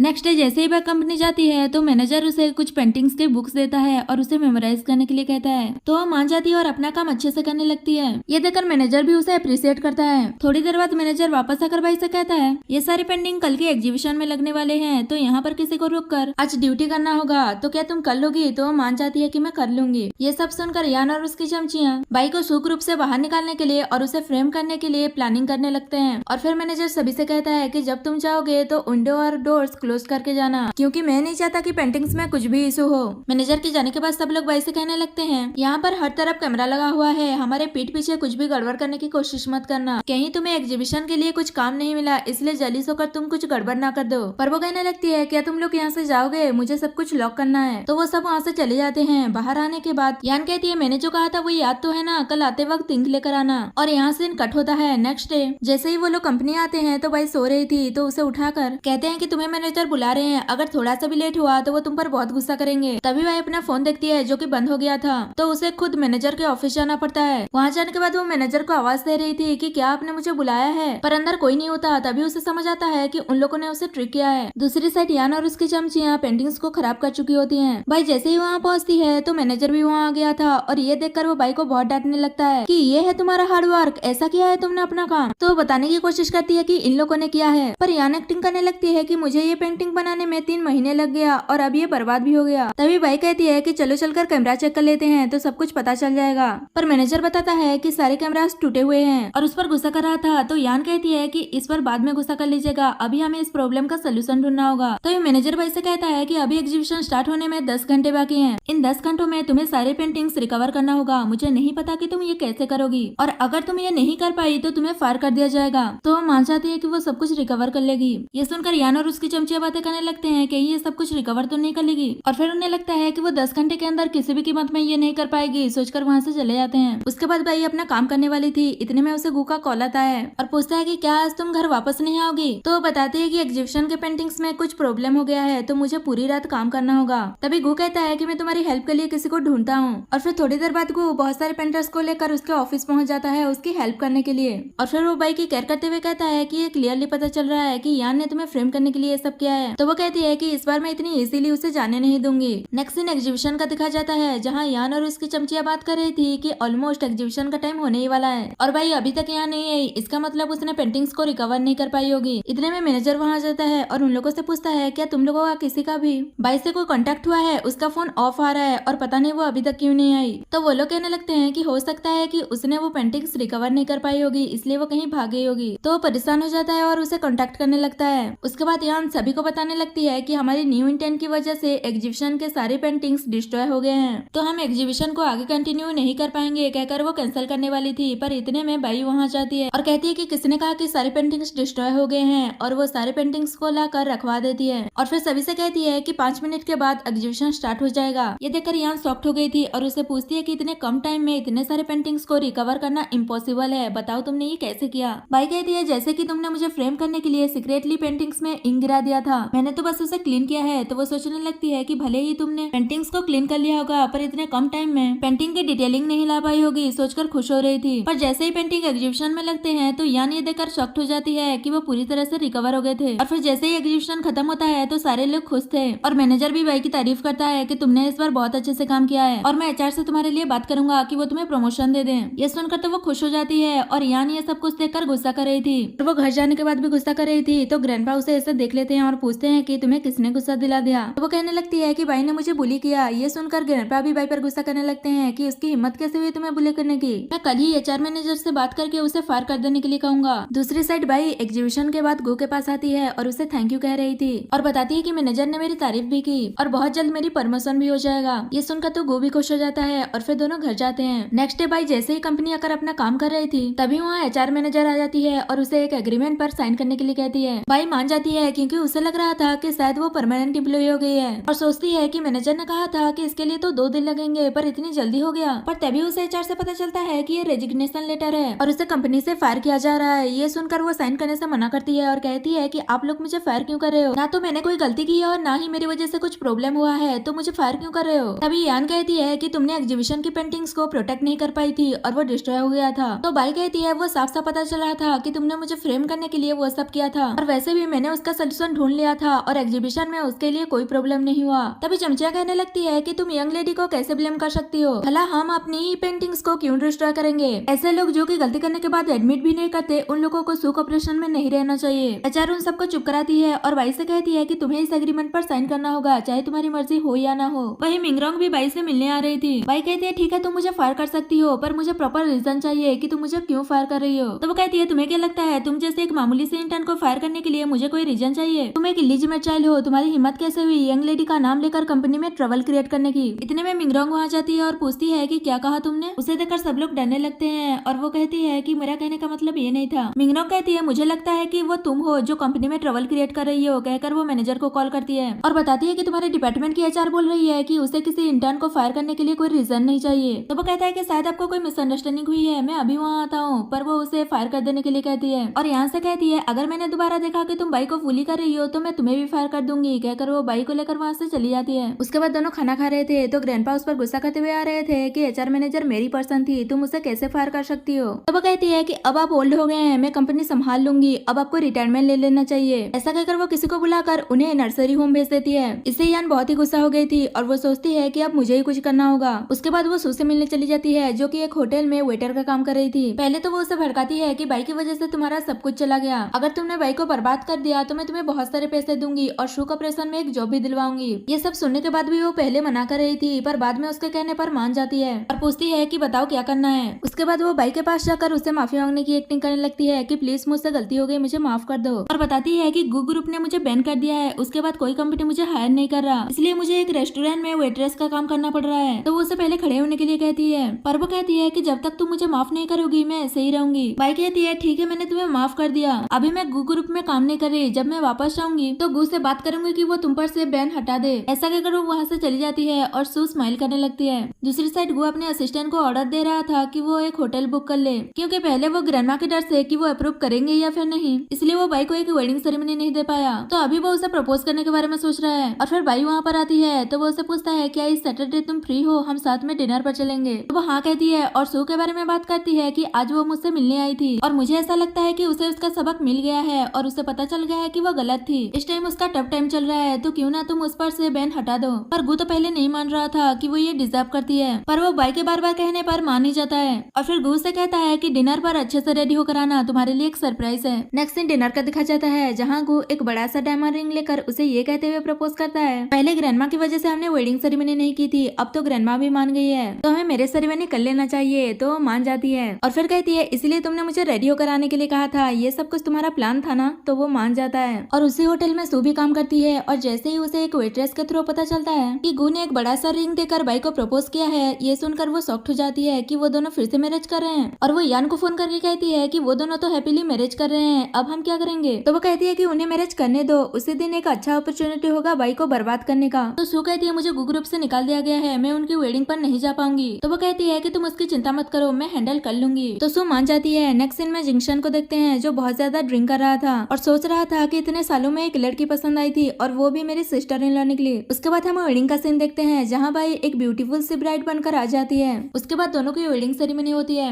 और दोनों रिंग एक्सचेंज करते हैं। इतने में सू वहाँ आ जाती है और बाई पर गुस्सा करते हुए कि तुम्हारी वजह से मेरा सब कुछ खत्म हो गया, कहकर वो एसिड से उस पर अटैक करने वाली थी, पर जिंगसन उसे रोक देता है और फिर गु पूछता है कि तुम अंदर कैसे आई, पर वो तो उन पर गुस्सा करे जा रही थी। तभी बाई उसकी इन्विटेशन कार्ड देकर समझ आती है कि यार ने ये सब कुछ किया है और फिर वो लोग पुलिस को बुलाकर उसे अरेस्ट करवा देते हैं। तो वो कह रही थी कि मुझे अरेस्ट करवाने का कोई फायदा नहीं है, मिस सू मेरी हेल्प करेगी और वो थोड़ी देर बाद मुझे छुड़वा लेगी। तभी जिंगशन की तबीयत खराब होने लगती है क्योंकि वो एसिड थोड़ा उसके पैर में गिर गया था, तो सब लोग वरीड होने लगते हैं। वहीं पुलिस वाले सू से पूछ रहे थे कि तुम्हें ये सब कुछ करने के लिए किसने कहा और किसने तुम्हें एसिड दिया। तो वो कहती है कि बताने का भी कोई फायदा नहीं है और बताती है कि इस शहर के सबसे रिचेस्ट फैमिली की एडॉप्टेड डॉटर में सू ने ये सब करवाया है, क्या तुम जैसे मामूली से पुलिस वाले सू फैमिली के अगेंस्ट जा पाओगे। ये सब सुनने के बाद वो यान को कांटेक्ट करने के बाद बताते हैं कि उसने तो तुम्हें पहचानने से भी मना कर दिया और कहा कि उसने ऐसा कुछ भी करने के लिए नहीं कहा था। ये सुनने के बाद वो बहुत ही गुस्सा करने लगती है कि उसने बस मेरा यूज किया, पर कोई बात नहीं, अगर हम मरेंगे तो साथ में मरेंगे, कहकर वो पुलिस वालों को बता देती है कि मेरे पास उसके खिलाफ एविडेंस है। वही यान सोच रही थी कि अब सो पकड़ी गई तो एक्सपेक्ट कर रही है कि मैं उसे प्रोटेक्ट करूं। बाई लकी है जो इस बार वो बच गई, पर नेक्स्ट टाइम मैं अच्छे से बंदे को ढूंढूंगी। इतने में पुलिस वाले वहाँ जाते हैं उसे अरेस्ट करने के लिए। तो वो पूछती है क्या मेरे खिलाफ कोई एविडेंस है, तो वो एविडेंस दिखा देते हैं। असल में यान जब सू से मिलने गई थी तो सू ने उनकी कन्वर्सेशन रिकॉर्ड कर लिया था जिसमें साफ साफ पता चल रहा था कि यान ने ये सब कुछ करने के लिए कहा था और फिर पुलिस वाले उसे अरेस्ट करके ले जाते हैं। दूसरी साइड हॉस्पिटल में दिखा जाता है जहाँ जिंगशन को होश आ गया था, तो बाई उसे थैंक यू कह रही थी उसकी जान बचाने के लिए और माफी भी मांगती है क्योंकि उसने पहले से ही अपनी आइडेंटिटी उसे नहीं बताई थी। तो वो माफ कर देता है और कहता है कि अब तो हम फैमिली हैं और गु से कहता है कि मैं गु ग्रुप में इंटर्न की तरह काम करना चाहता हूँ, तो वो भी मान जाता है। इतने में मिंगरॉन्ग परेशान होते हुए आ जाती है क्योंकि उसे लग रहा था कि बाई को चोट लगी है, पर बाई बताती है कि जिंगशन ने उसकी जान बचाई थी और फिर वो बताती है कि सू ने यान के खिलाफ एविडेंस दे दिया है, तो पुलिस उसे भी अरेस्ट करके ले गई है। बाई सोच रही थी कि सू ने एक अच्छा काम तो किया। तभी गु कहता है अगर उसने एविडेंस नहीं भी दिया होता तो मैं उन्हें छोड़ने वाला नहीं था, जो भी मेरी वाइफ को हर्ट करने की कोशिश करेगा मैं उसे छोड़ूंगा नहीं। बाई कहती है अब रहने भी दो, वो लोग जेल में है और मुझे पता है कि तुम उसे बहुत प्यार करते हो।